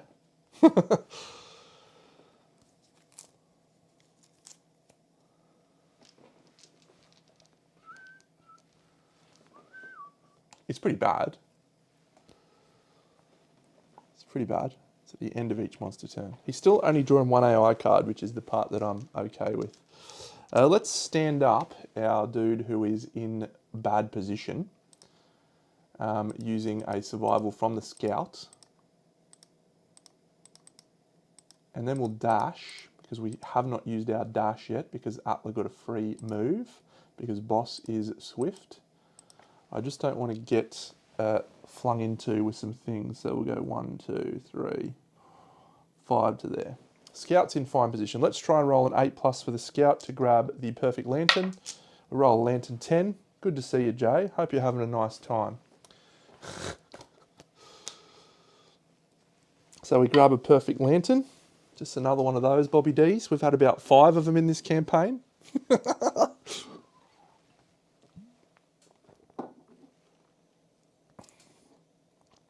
Worn Seeking Bow.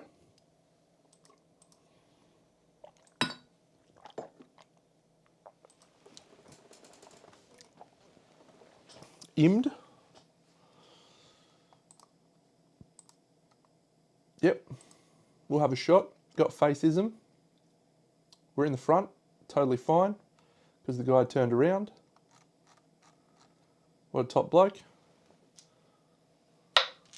We hit. There is a failure reaction. So this will be a Guardian reroll if we fail. Because this is a critical we definitely want. We don't fail, we critical, and we do a savage wound. Done. And that was, sorry, using a survival to dash and shoot. And then we'll swing again using our surge and move to shoot again with the worn seeking bow. We now have choking clot, so the Screaming God would perform Withering Blast. It hacks and gags, cancel the Withering Blast. Totally fine. Let's shoot him again with the worn seeking bow. We hit. There's a wound reaction, so that's totally fine. We either get a critical or bust. Red dice for that guy. So that's going to be a fail, but what we might do is use our first Guardian reroll on this. So let's see who we gave it to that we don't care about. So Atla doesn't have it. Eggia, we definitely don't want Eggia to die, but we've got, yeah, we'll go Eggia. So that's our first Guardian reroll. Fails! So nothing happens. We don't do that wound. So now we'll shoot with the wrought longbow. No, do we do the Vandal Pike? Probably the wrought longbow is... Oh, the Vandal Pike's better because it's got sharp and reach too. Trap cancellation with the spear. Oh, Raziel, that's a great gift, mate. It's one of my favourite games of the last few years. Have loved it at all player counts, solo, 2-player, 3-player, 4-player and 5-player. Really great game. Models are fun, so really good. Yes, so you actually get a systemic pressure token for Guardian. So I use the tokens to mark when I've actually used it. Because you can, Scribe does let you do a temporary one here, but that reminds me that I've actually done it. Helps me remember it. Systemic pressure token. So we still have this guy with the wrought longbow. I'll just check the strength here. So the strength is on IMD 4. Wrought longbow. Okay, so we're needing a 7 to wound there. The Vandal Pike, we're going to need a 9, but that's with sharp. So the Vandal Pike is a better option. So we'll go the Vandal Pike. We'll move 1, 2 to there. I'm just going to do the scout while we're here. 1, 2, 3. That's shot.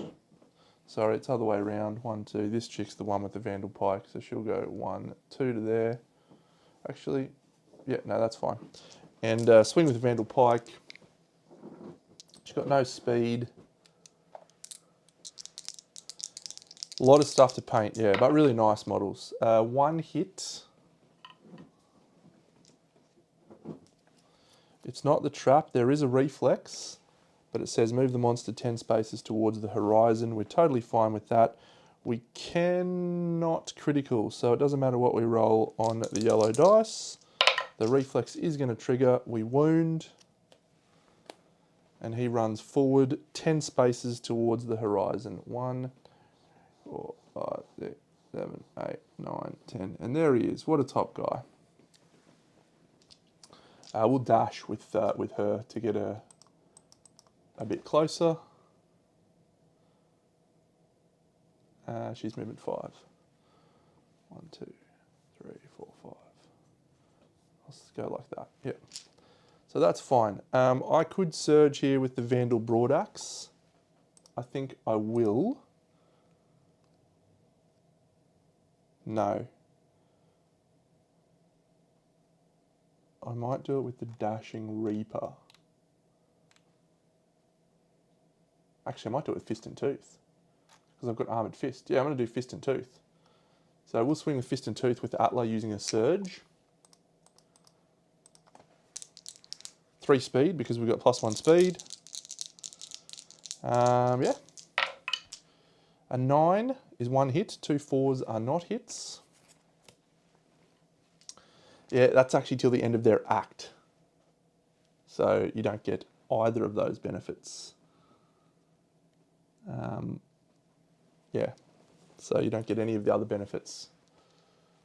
Huh, that's cool to know. Wrong card.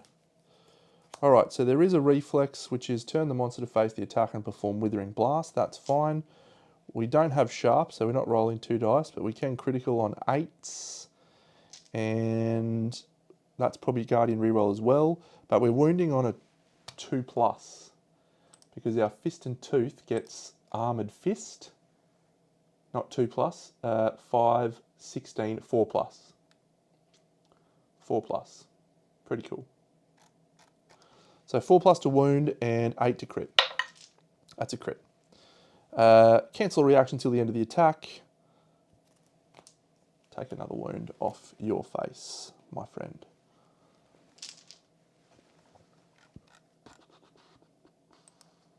That's it. That's our turn. Let's let the monster have a go, shall we? What does he get? A peculiar hunger. The closest survivor with fur gear.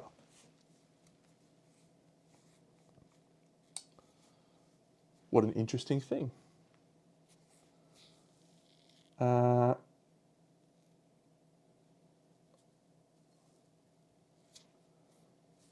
one has fur gear. We did used to have the screaming armor, but we don't have any fur gear. So that's going to switch then to the farthest survivor by column, which will be down here. So we're going to go...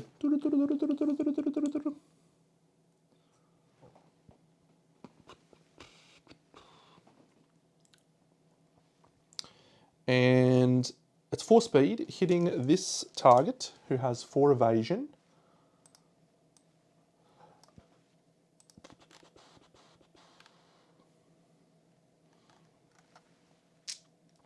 So these are actually 5 damage attacks, but they're still only... The alpha chest is fur, is it? Ah, so it is. So it is. That's the only piece that's fur in that set. Interesting. Okay, cool. So we'll go back to here and we'll wang that guy. He is not as higher evasion, which is a shame. This is Atla. Only evasion 1. So these will hit on 3+. So that's a 1 and a 2, thanks Jay. And a 6 and a 6. We don't have that thing. So, durability delusion, sorry. So it's the boots and the head, and they're 5 damage apiece. We'll take both of those.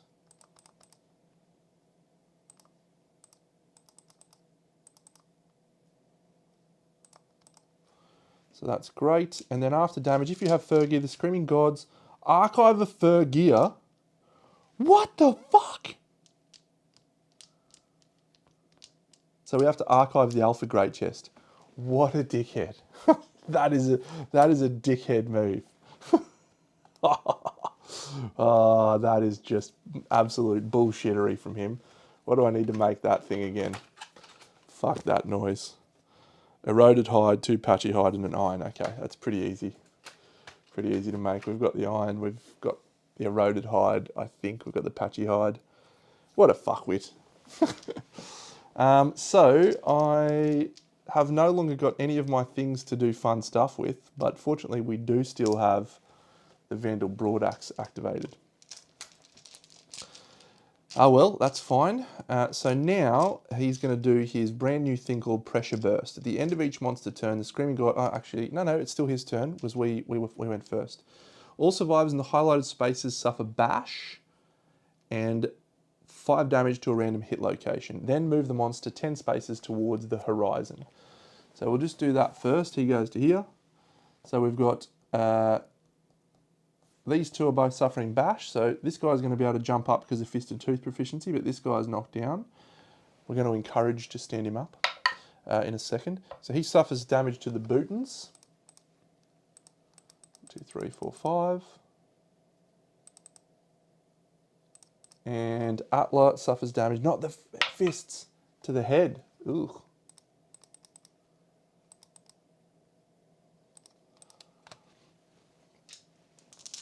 Okay, fun. So I'm never sure of this sort of stuff. I don't lose the armor points, but I don't have the set bonus anymore. Is that right? Because you calculate the armor points when you depart, but the set bonus is a part of having the full set, which we don't have. That's not a departure thing. It's not a departure bonus. Yeah. Okay, so that's the end of our turn and his turn. So we're going to go into the next one of these cards now. So that is the minor tetrad. So these will come down to 14, which is here. This will come down to 14, which is here. And then this dickhead is going up the top.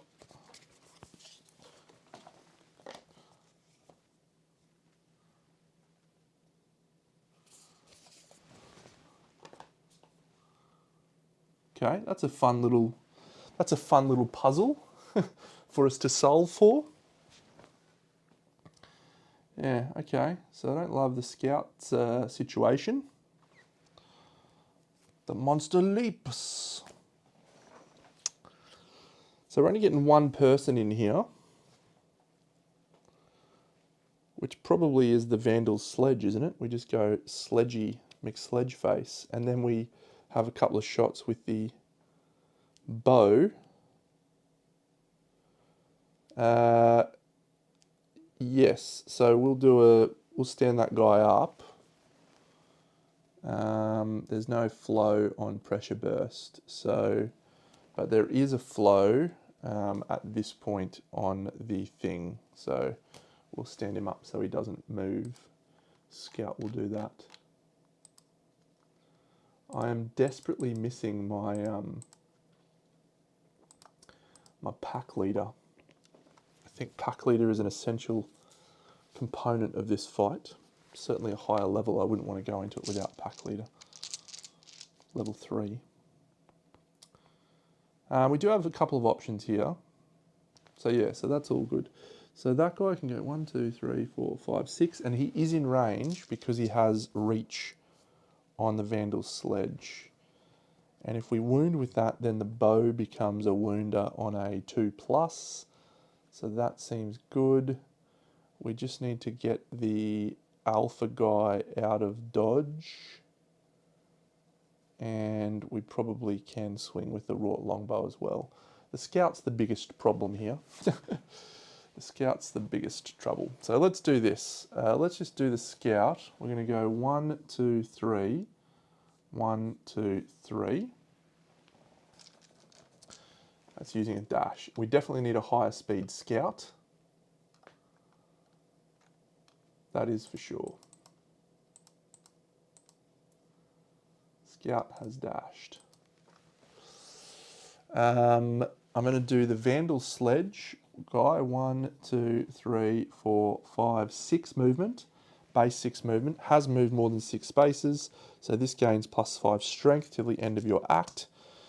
We are gaining +1 speed on Egia because we have an innate +1 speed. So that is a 2 speed attack. That's 2 hits. That's a reflex. That's a reflex. That one is perform Withering Blast, which is going to get cancelled by this, so that's okay. This one is move the monster 10 spaces towards the horizon. It is at the horizon, so that one is okay. A critical on either of these would be great. We didn't roll a perfect hit, so we're not doubling our wound attempt. So we are just looking at strength 19. So we need to roll 25, which means we need to roll 6 on these dice, and we're critting on 8. So that is a wound, but not a critical. So we get 2 wounds from the surpass. The reflex does nothing. Second one, that is a wound, but not a critical. So we're going to do surpass. The guy turns to face us and performs Withering Blast. Withering Blast does nothing because we have this critical reaction. Choking Gut, cancel the Withering Blast, then discard this card. He will surge with his Vandal Sledge. This is a fantastic weapon, by the way. He rolls a 3, which is a hit, and a 1, which is a miss. So I'm going to use a Guardian reroll on that attack. So he's not going to use his own. We'll use one of Im's. Into an 8. So that's 2 hits. So that's a super dense, and there is a reflex. And a spiral tongue. That's a reflex as well. So that is a bad one. We'll do this one first. This is bad because it says, if the Screaming God ends its movement adjacent to monster impassable terrain, hang on a second, move the monster straight forward. No, he turned to face us because of the Withering Blast. What does that say? No, that says cancel the Withering Blast. Oh, heroic! Yes! The Vandal Sledge is incredible! Okay, so this one is actually going to not hurt us at all.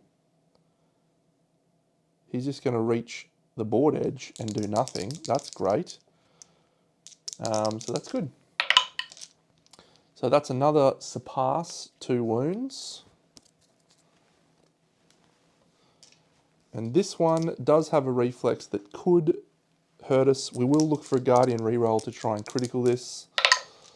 So we're going to reroll that using the Guardian reroll. Let's use the blue dice, they never fail. It's an 8, which is not a critical. It is a 9 that we require. But it is still a 2 wounds from that, which is great. So then he's going to turn to us and perform Withering Blast. So Withering Blast is only going to hit us because we're the only ones in that line. And Withering Blast is... each survivor in the explosion zone suffers 5 damage to 2 hit locations. So that's 10 damage to the body. Oof.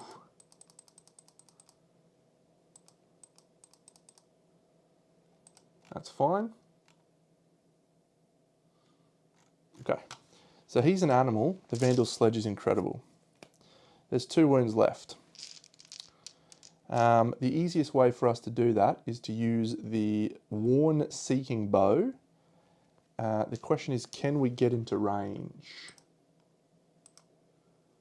Yarn Suxer needs to dash. It's range 8. It's pretty good. 1, 2, 3, 4, 5. Are we speed 6 on her? We are. Good on you, Yarn Suxer.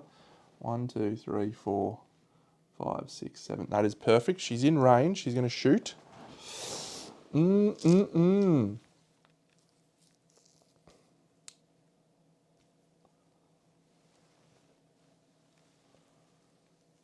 Yep. Yeah, that'd be nice if we can plop him here.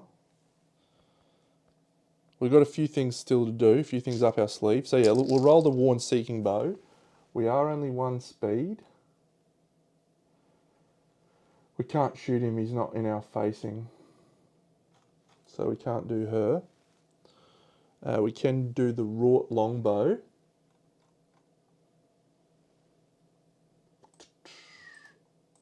Which is aimed. So she can dash. Yep, so we'll dash with her. So she's going to go 1, 2, 3, 4, 5. So she's in range as well. She has the bow, which gives her +1 accuracy with bows. So she's going to be hitting on 5s. That's a 5 and a 2. I think we'll take 1 hit here.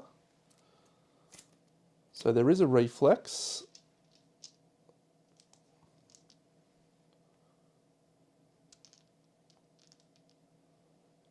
Yep, fine. So we can't critical. So the reflex is going to trigger, but we wound on a something. So that's a 2, that's a fail. So we use a Guardian reroll into a 9, so we do a wound.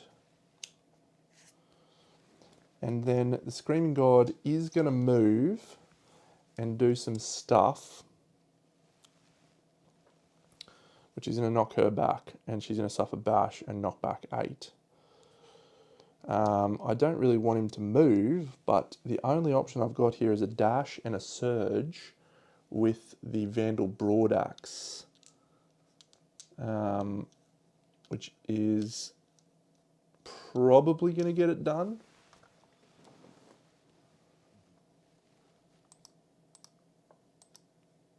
So yeah, dash and a actually, oh no, actually it's just a dash and a fist and tooth, isn't it? Now the Vandal Broadaxe is going to wound on 7s. Fist and tooth wounds on 3s. Yeah, okay, so I dash and surge with Atla to try and stop this guy from running away. To do that, I need to dash with her. So she's going to dash here.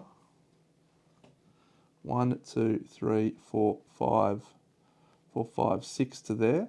This guy's going to go 1, 2, 3, 4, 5, 6 to there. So we're swinging with the Fist and Tooth. It's 3 speed. I'm at hitting on 1, 2, 3 for the blind spot. So we're hitting on 5s, and I need 2 of these to go through, and no trap. Perfect hit and a 9, so that's 2 hits. Ooh, ooh, no trap. No trap. No trap. Okay, so this is the Ceaseless Metacarpal. It's a failure reaction, so that's fine. I've got multiple Guardian rerolls. That's a critical. The monster shudders and howls. He gains a -1 accuracy token. Peculiar Hunger's gone. And now, as long as I don't fail this roll twice, we roll a 9. That's another critical. The shrapnel causes an additional wound. Dead. On the horizon. Get out of here, you fuckwit. It does say Ceaseless Metacarpal. Isn't that fingers? You get carpal tunnel. Metatarsals are your feet, so that is actually correct. That's very good.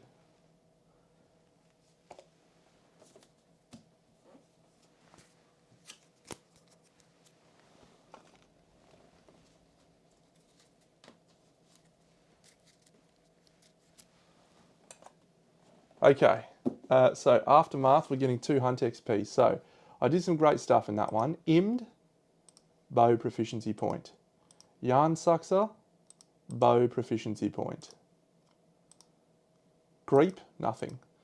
Immed, Eggia, definitely a club proficiency point. And most importantly, Atla got the Fist and Tooth proficiency point. We're going to complete the showdown, and we're going to gain 2 Hunt XP, and we're going to gain 1 weapon proficiency level and 2 collective cognition. So let's flip out our 5 basic resources, and then we're going to grab our special resources, one of which is the 10. So 1, 2, 3, 4, 5. Then we'll grab the Royal Scalpel resource, which is the Dickhead 10.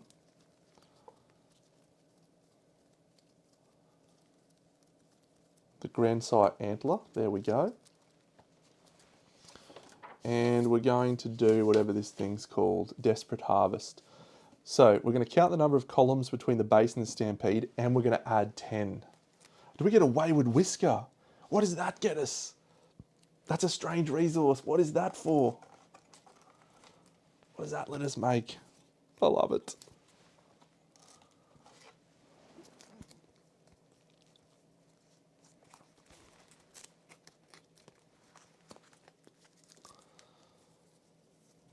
Don't know what, oh. You may consume this and archive this to gain Hunt XP to your next Hunt XP milestone. Isn't that interesting? Wayward Whiskers. So we'll put those over there. Then we get our scavenger kit. So this is just a random one. The Lantern Imago, not super useful. So we're literally 1, 2, 3, 4, 5, 6, 7, 8, 9, 10, 11, 12, 13, 14, 15, 16, 17, 18, 28. We get 28 on this fun thing. So, 26, 21, 19, 15, 12, 11, 10, 9, 8, 3. We'll stop there. But what we would have flipped was, ooh, ungulate digits. Ooh.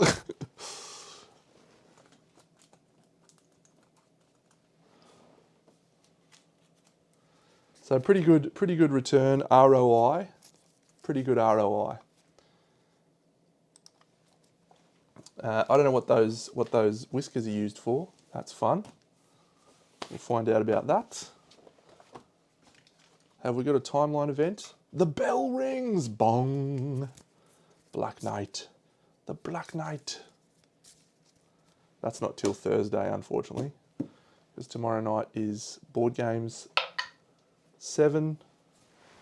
1, 2, 3, 4, 5, 6, 7. Another plague. 2. 1, 2. A plague or murder. This is the ideal. This is what you really pray for when you do this. Plague, probably. I don't really want homicidalism. I mean, murder's fine. The most insane survivors has to become a homicidalist, maybe. Nah, we'll do plague. Yeah, this is the one you dream about when you build that lantern, hey? You just go, yeah, sweet. All right, so Set is our first person. He has no lifetime rerolls. Set, are you going to survive or are you going to die unless you receive treatment? Set starts us off with a 4. He's going to die unless he receives treatment. Guess what, mate? You are dying because I want your resources from the basic resource deck. Oh, what? No. We don't. We get to skip the next hunt. Oh, that's bullshit. I thought he died, but no, we have that friggin' bloodletting. That's bullshit. So Set survives. Next person will be Hashut. Hashut is great. Hashut rolls a lantern 10. He makes a full recovery. Told you it was great. He's very versatile. I don't want any of my girls to get it. Thor the Mighty. Thor rolls a 9. Thor also makes a full recovery. And that leaves us with one person. Let's pick someone with a lifetime reroll that we don't really need. Urza. Urza has picked herself up a filthy little plague. Urza rolls a 2. She uses her lifetime reroll. Come on, Urza. Urza rolls a 5. She makes a full recovery but must skip the next hunt. Yay! Plague's gone. So we don't have to worry about that anymore.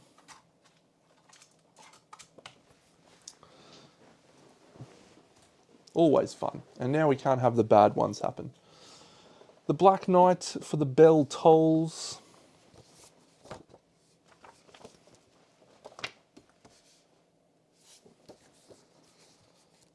Bong. I think we'll do that one tomorrow or the next day. Let me check what it is. Third ring. Roll 1d10 to determine the settlement's offering. All right, yeah. Okay, so we'll roll this because it'll determine who goes out, probably. So we'll roll the yellow dice. That was a lantern 10. Did I? I'll keep Eggia's. The survivor with the highest strength must depart. Eggia, you still have yours. So I think that is Bastet. No, she's going to get... Oh, is it 2 hunt XP for this guy or is it 1? I don't want her to be retired. No. Just be 1 hunt XP guy. Yes, she's going to make it.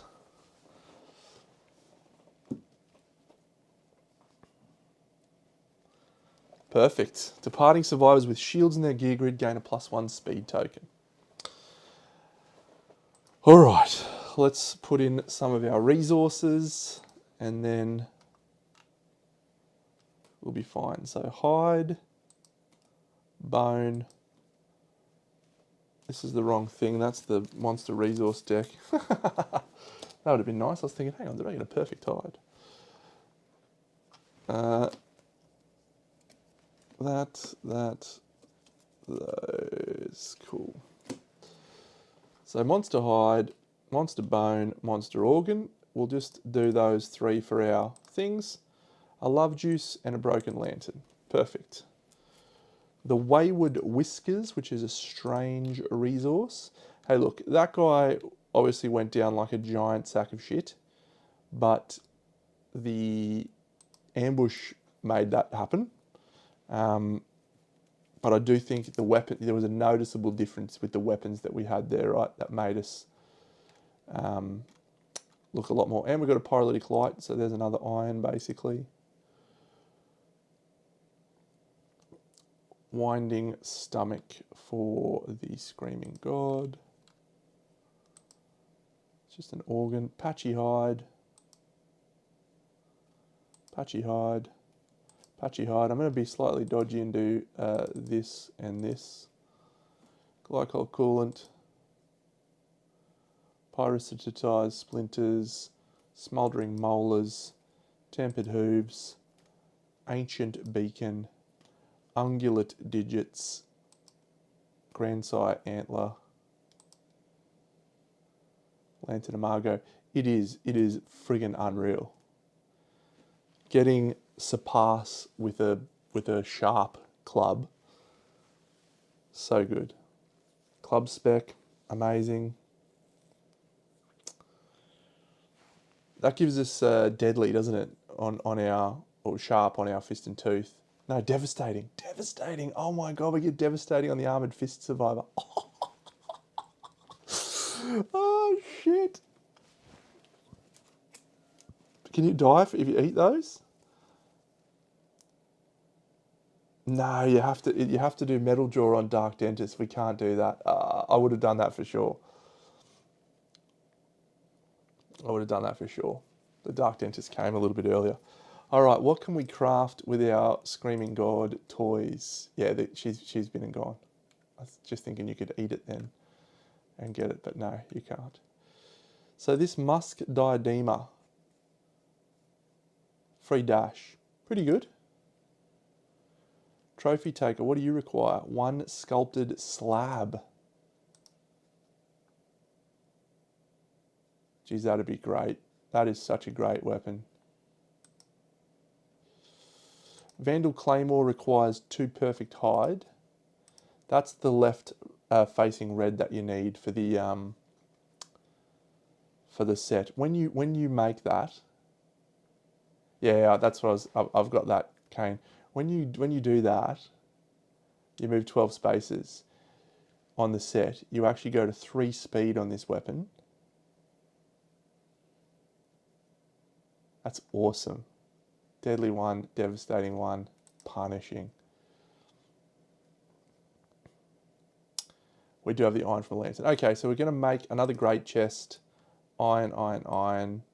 Oh no, that's fine. So we have one of those. We're back in good shape there. The vein needle I don't want. This spather needs more bone. Yeah, that Vandal Claymore would be the absolute ticket to ride, but it's not going to work. So we are going to make the blacksmith's sword. I'm pretty sure we can do that now. We can. Bone, bone, bone, bone, iron, hide, hide, hide. Done. And then I think that means we can craft the gaming gazebo, the fortune lantern sword. Yeah.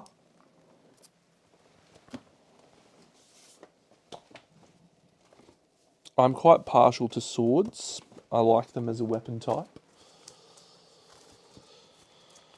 And yeah, the fortune lantern sword is a cool left-facing blue. It's a sharp sword. It's 3 speed.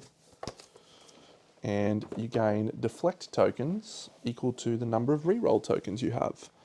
That's none at the moment, but if we could get the Fortune Lantern Cuirass, we would really like that.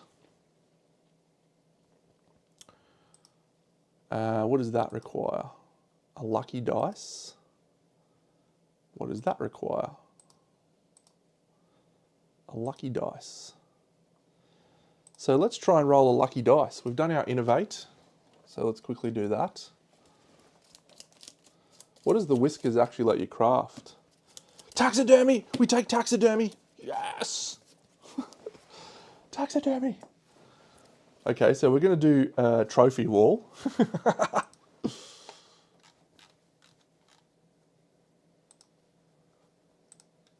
Okay, so we innovate, we do taxidermy, and then we're going to try and roll on the gaming gazebo.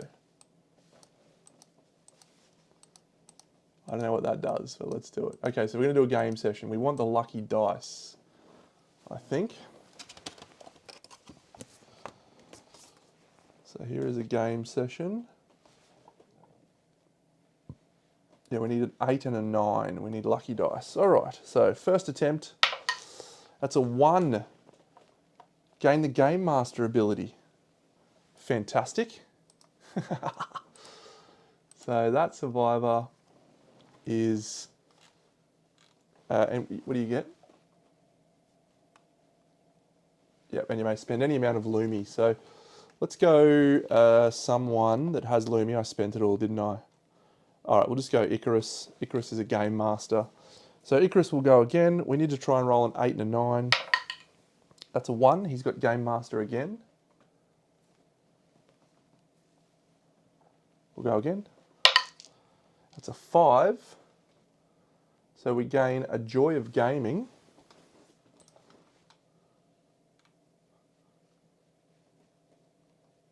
Strange resources. Joy of Gaming. And we've got 3 left. 2 left.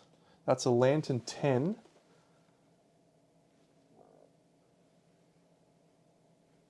Don't want that. Try again. That's a 1. And last attempt. That's a 1. We've rolled multiple 1s there. But, most importantly, we have the Game Master, which you do actually need to craft those things. And we've got the lucky dice, so yeah, we needed one of those. That's cool. All right. Oh, hang on. Did we get the lucky dice? No, we got the Joy of Gaming. That's right. Yeah, we need lucky dice. All right, friends. We're going to finish up there. I'll be back on Thursday playing against probably another level 2. No, we're doing the Black Knight. So, great session, friends. I look forward to seeing you all again then. Have a great week.